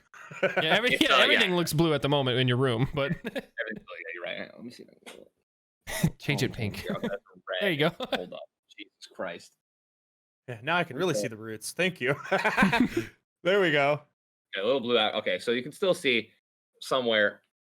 It's just not blue. All right, there's a blue tone above me. Honestly, I don't know. It's like there's some like brown and then some blonde and then some blue. Or the whole room is gonna glow. We're going dark. We're gonna go dark for the rest of this. Like a little after dark glow. Oh, there we go. There you go. Yeah, now the blue's gone. All right. We are going to California for a wedding. It is a super, super small exclusive wedding with everyone who's going to be making sure that they like social distance beforehand. And that's in like, I think like a month or something, or a month or 2 months. And then we have my guy, Lee Rittner. Love him to death. He's incredible. He's got a great team over there. And we're going to get, a little trimmy trim and a new color probably. I don't know what the color is going to be. Might do dual color. You don't got to spoil it here, but it's happening. Because I feel like it has been a while. Dude, this is the first time I've ever seen my roots in 2 years. It's been 2 years since I've seen my natural hair color. Say, when was the first hair dye? it was a sponsored, not a sponsored. It was a sub goal stream, and I was like, I'm gonna do a cosplay. It was gonna be a Goku cosplay. I want to say it was it Goku Black? I think it was. That pink. Okay. For Goku Black Yep. cosplay, which by the way, one of my favorite. That stream was fucking lit. It's on YouTube. Played the music and shit. Oh, it's great. And then Did you power up and everything? Like everything, one? bro. just without the muscles, you know. Yeah, there you go. And then the second one was Super Saiyan Blue, Super Saiyan God, where his hair is blue. And then that was when I started averaging like 100,000 viewers too. So that was why like the blue became like the hair color, and not the pink. And then after that, it was just whatever. I wanted to just do different colors. Yeah. Mostly blue. The dual color was probably my favorite. I think there's a lot of people like Was that. it blue and pink or blue and red? There was a couple. Blue and pink. Yeah, it was blue and red. It was blue and red, and then the red faded to pink. It was really cool. But I mean, I'm gonna get weird, man. Who knows? You could dye it yellow and blue and make it a business write-off because it's such an expensive endeavor. It probably does. I mean, it's part of the Have brand the at this ninja point. logo The like, dyed cut to hair, the back of your head by a barber. the dyed hair is probably part of the, that's part of the brand at this point. Part of the look, right? Definitely write that off for sure. Dude, yeah, we write a lot of stuff off. Oh yeah, Your you have non-camera to. persona, half of that's got to be right off. So soon, man. 2 months, new hair, new color. Looking forward to it. Never been this long before, ever. Yeah, my hair Look at is this, dude. long as shit. But I've been doing Look it at long this. for like I 2 mean, years you got now. long hair. Watching your hair, but like this is like my hair has never in my life been this long. That's a good When look. you let all of your hair sit down like that, you look like a third Paul brother. I look like what? You Jake look Paul, like, Logan like Paul, Ninja like a Paul, lost Paul brother. Tyler Paul. There it is. I'm trying to think of. I severely regret my action. I don't remember what he said. You guys see that thing in that tree over there? Okay. Oh my god, dude! I need to get a body. Oh my god. Where are we? Oh, suicide. How No, did this I mean, happen? dude, That was a rough Real one. quick- That was a rough one. Real quick, man. Honestly, I think that there's not a lot of stuff to look up to Logan Paul. In fact, I really don't think there's anything other than how he has legitimately gone back on track and really Yeah, he's transitioned pretty well since then. Like he's kind of very well. Like, I mean, I think that you can't really make up for the things that you've done. You can definitely obviously just do better, right? And atone, if you will. But yeah, I mean, he's the steps that he's taken, the way he's gone about it, I mean, like just the attitude, right? He's making new content. He's not making that like silly, dumb, goofy content anymore. He's got like a somewhat more mature podcast, etc., things Mhm. like that. Like while his brother is still kind of making like silly content for kids. I mean, His ability doing to good, man. bounce back and not, I don't know, sort of Fold. let it bring him down. Yeah, he Fold. hit the ground running again. bro, and I've said this in that's 2020, commendable. man. In 2020 in general, right now, man, you can't be canceled. It's not possible. You can't be canceled. The only way you will ever fall off, ever, is if you just stop making content. Quote, debate me, argue. Tell me a single person who's straight up been canceled. I mean, who just didn't just stop making videos completely. I mean, yeah, but it might not. People might not be watching you for the right reason. People might be watching But, just like, to laugh at you. But yeah, if you keep you're making not canceled. content, you're not canceled You're not technically. canceled. Technically, So like this I mean- whole cancel shit, it's so dumb. It's never gonna work. Like you can get 1 million people to tweet cancel Wildcat, and like if you Please literally don't. just keep streaming, Please you'll don't. get millions of views. No Don't do other that. industry has the term "no press is bad press" lived more truly, because it's exposure is what you want in this Yeah. industry. You just want more eyes on your content, bad or good. Paycheck still Yeah. comes. It's Yeah. unfortunate that it works that way, but some people are like Well, those YouTube's girls we were kinda- talking about earlier, like where they're Oh yeah. they're intentionally being cunts for attention, and it works because there's a bunch of thirsty ass dudes that are like, I can jerk to this, and then they go and tune in, but they You're don't not wrong, sub. They don't sub, that's for sure, man. They don't sub or donate. Man, I admire female streamers that are just good streamers. And it there's a doesn't good matter- amount a lot of of them. them are. There's a good amount of them. Yeah, like let's not act like I mean, I there's think a lot of them. there's more coming, is what I'm saying. Like, there's Yeah. more Yeah. out there that are just good gamers. They're just not like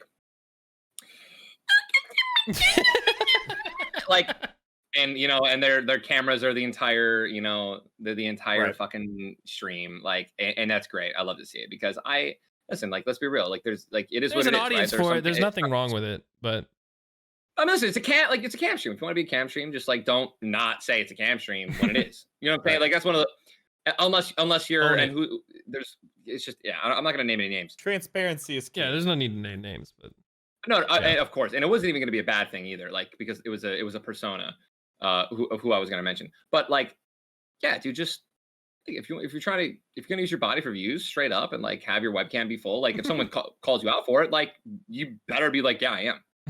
Because we're talking about Casey Tron. Yes. No. she claps back so hard and I fucking love it. She claps back now, but back in the day, like she was playing League of Legends with like her entire camera taking up everything, and she would, if you called her out for it, if people called her out for it, she would be like, oh my god, what are you talking about? No, but like the whole thing was a ploy, right? But there are people who do exactly what she does, and they legitimately are like, what are you talking about? I'm a girl gamer, and it's like. No, you're not. I think Casey's genius with what she's done. Oh no, she knew what she was doing, and like she knew that when she said she wasn't doing what she was doing, that was also a part of her character that she was was doing. Yeah. So, but there are too many now that are like, I'm not a cam streamer. Like, it's like, okay, well then why don't you tone that cam down just a little bit smaller? Actually, get good at the video game that you're playing. And maybe like zip up that hood, like you know what I mean. and there's nothing wrong with showing like cleavage again, but it's like if it's the only thing you're doing, if it's zoomed in there, if you're sitting and crossing, like you know what I mean. You know the signs, okay? You know the signs. Right. Absolutely. So yeah. That's why I don't wear tank tops on my videos. I fucking love you, bro. I'm about to pop out, bro. I'm about to act up, man. You're gonna make me do something I'm gonna regret real quick. Yeah, I have to wear sports bras before the podcast, so I look like a normal human. You did wear a tank top that one video. In your comments, man, they were trying to get at you. It was half thirst, half like let's get the sleeves back on. I remember you telling me about it. No, it's all good fun. I like there's two women who actually introduced me to this industry that I wouldn't be here without, and that's Renee. You might know Renee, Lol Renee. She's been on Twitch. Yes, absolutely. Forever. Yeah. And then Shenanigans, who Tyler, you know. Yeah, WILDCAT, you know. Yeah, I played COD with her several times. She plays with Dysfunction a lot. for those two ladies, I wouldn't even be here. They like. That's awesome, man. Yeah. So there's. Bro, I'm pumped for the I think we're seeing it right now, but like the rise of esports female gamers. The reason that I don't think that there's that many right now, or there weren't that many like 5-10 years ago, is because it wasn't like acceptable, if you will, for like girls to game. I think they were there. I just don't think they talked about it much. Yeah. It's like being a kid that likes anime in high school. You don't really talk about it because you don't want to be shoved in a locker. Yeah, I think that's pretty solid. A solid analysis too. But I think that right now there are girls who are now being raised with, you know, gamer parents, right? Who are like, fucking get it. Yeah, like, let's go. You're gonna be the Shroud of Counter-Strike. Get your ass on Valorant, Jenny, and like let's go. and like they're just, dude. I'm 100%. If I have a girl, oh yeah. Oh, she's video games. Bro. We're gaming. We're gaming. Right in her hands, bro. Oh yeah, for sure. Let's go. That pink Logitech gaming set that just came out. Oh, yeah, or the Razer. You know, whatever the new gaming, you know, gamer girl setup they got. Kelly's got like a sick like cherry blossom ducky keyboard. I got her. I think likes that. Yeah, she likes that. Cherry blossom everything, man. That's our like what my freaking new line is just like simple, clean cherry blossom. Love that shit. But yeah. Does Jess like gaming, or does she just do all the business? She games. She games. Gamer, dude. Yeah. She is a gamer, bro. She was the one who was like, she was one of the few who like she owned it, right? She was very like she gamed all the time. Halo 2, loved it. One of her favorite Halo 3. I'm sorry. She played this with her brother all the time. She played Mortal Kombat, Super Mario Bros. Man, she is a huge Paper Mario fan. She loves Paper Mario. She plays it like every year, at least once. She beats the game and does a run through of it. And I love it. I love it, dude. We've been playing Fall Guys recently. We played Among Us the other day. And like, you know, we have some Dead by Daylight stuff coming up during October. I'm gonna start playing that again a little bit just to make sure I'm not ass. But played Among Us with her. We were in that one session. Pretty quick. Yeah, dude. There's nothing that makes me, as her husband and a gamer, I'm the fucking happiest, bro. I'm talking like, you know how when you like yawn, it's like stretch, it's like 1/8 of an orgasm or something like that. I get like 3/8 of an orgasm when I walk upstairs from like a stream or from, you know, my little morning session if I'm playing a couple games, and she's just like playing DBD. Like I walk in the room and she's just gaming, and I'm just like, yes, like I love this. That's my girlfriend. She's literally just in the other room, always playing games. She's got, you know, she's got her friends, and it's nice because it's like we can be together and have fun, but we can also go our separate ways and play games. And she has her friends she's hanging out with, having a blast. I'm having a blast. It's nice that we have time away, but still together. She's just over there. You know, yeah, it's good. It's nice. That's so huge for a relationship, man. Yeah. Like having your significant other be able to not need you and be able to do stuff by herself, or obviously not even by herself, but like with other people, with her group. And, you know, whatever that is, it doesn't matter as long as it's there. Yeah. Because there are some relationships where it's like, okay, you're off stream. Like, what are we doing? It's like, fucking chill. All right. We had like 2 hours in the morning. We hung out.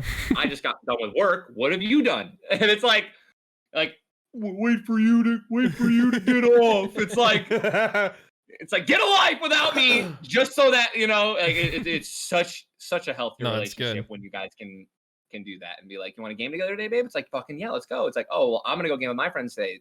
Like, and then you're like, great, I can record a bunch of fucking content. Like, amazing. Yeah, well, that can tie into kind of the last thing I wanted to mention here. Well, I had a ton of stuff still that we can talk about, and we can do another episode sometime. This literally could have gone on, like you said, for 10, 20 hours. For sure. But last thing, want to wrap it up.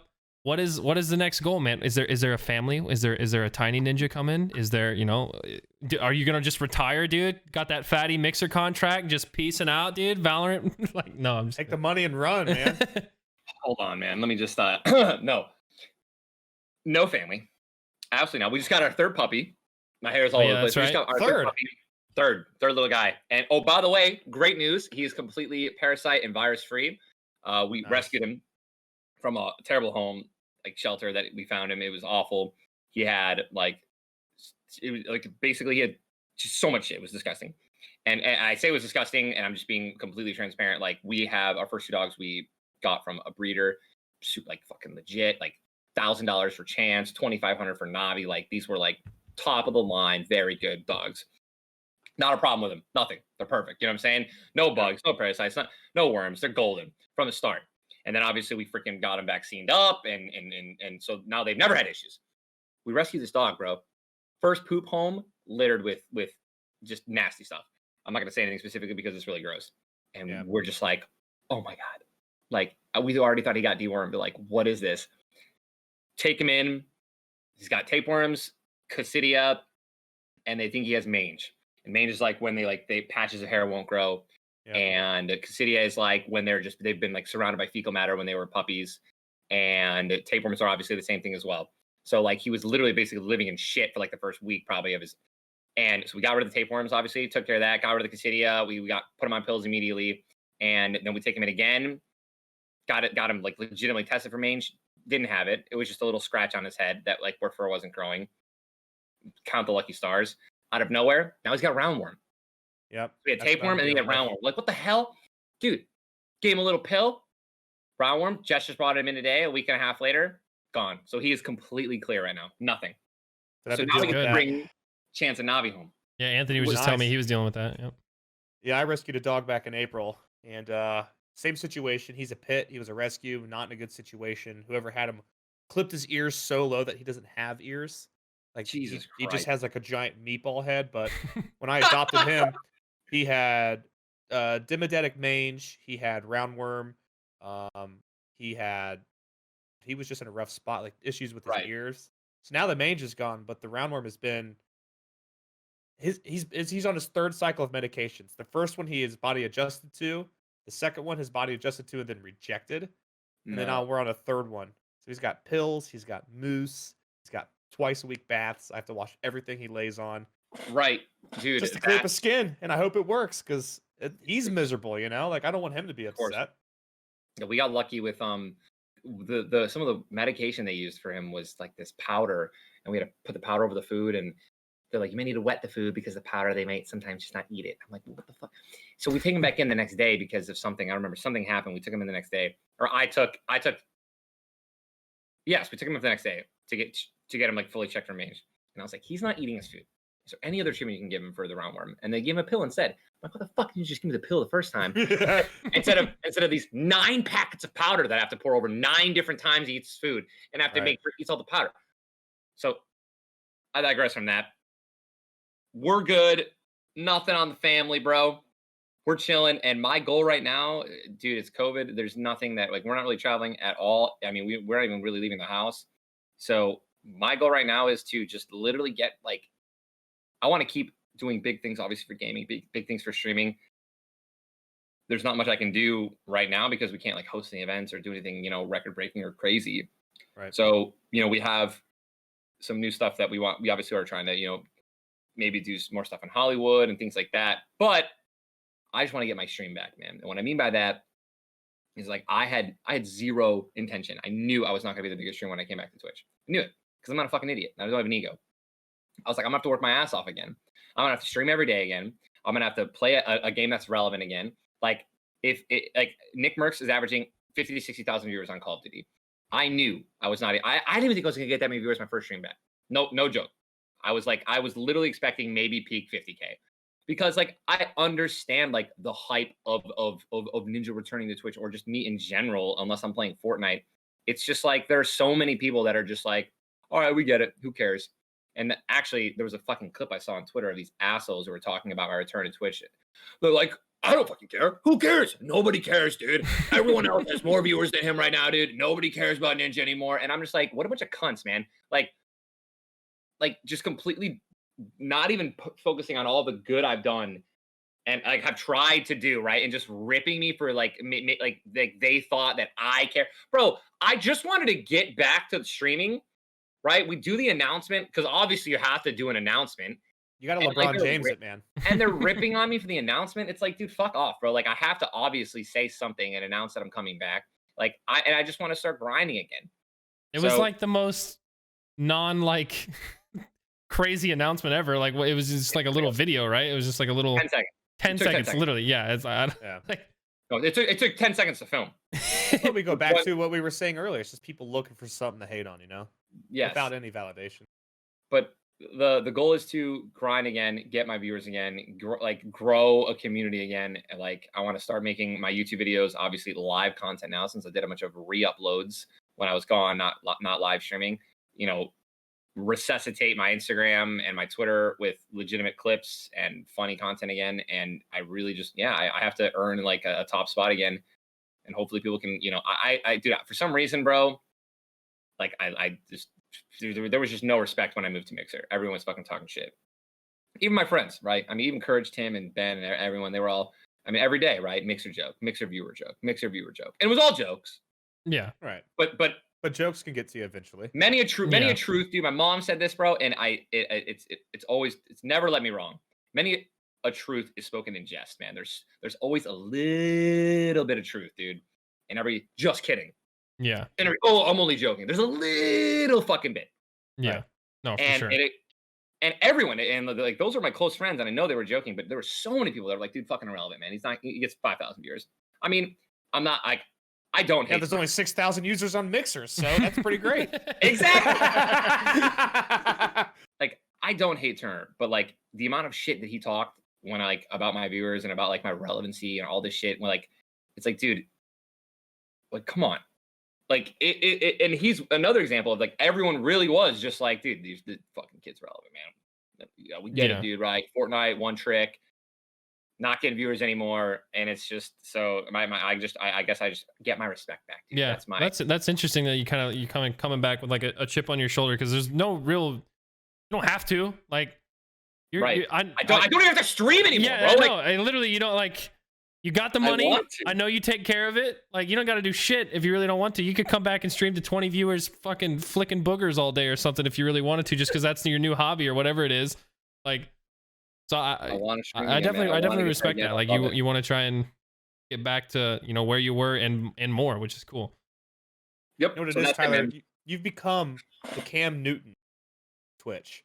You were on the Panthers for a long time. Everybody loved you. They thought you were great. And then you hurt your shoulder. And you were out for a year. And they were like, you know what? Fuck this guy. And they cut him. And then the whole offseason, nowhere to be found. Where is he going to go? Is he going to go to the YouTube Patriots? Is he going to go to the Twitch Buccaneers? Nobody knows. And then he signs to the Twitch Buccaneers, or in this case, the Patriots, and they're like, holy shit, we talked shit this whole time, and this guy still fucking got it. Now he's got a chip on his shoulder. Now he's killing the game. Holy shit! Ninja, I love it. I love a good analogy, bro. Ninja's gonna clip that and play it as the intro of his stream, like every I'm stream clipping now. the shit out of that. The Cam Newton of Twitch. Bro, I'm gonna put New like slogan. I'm gonna put like a little tone on that, bro. I'm gonna add some dope ass freaking intro He music. shows up to his next stream wearing like the bonnet and shit, goofy ass outfits that Cam Newton wears to his interviews and stuff, dude.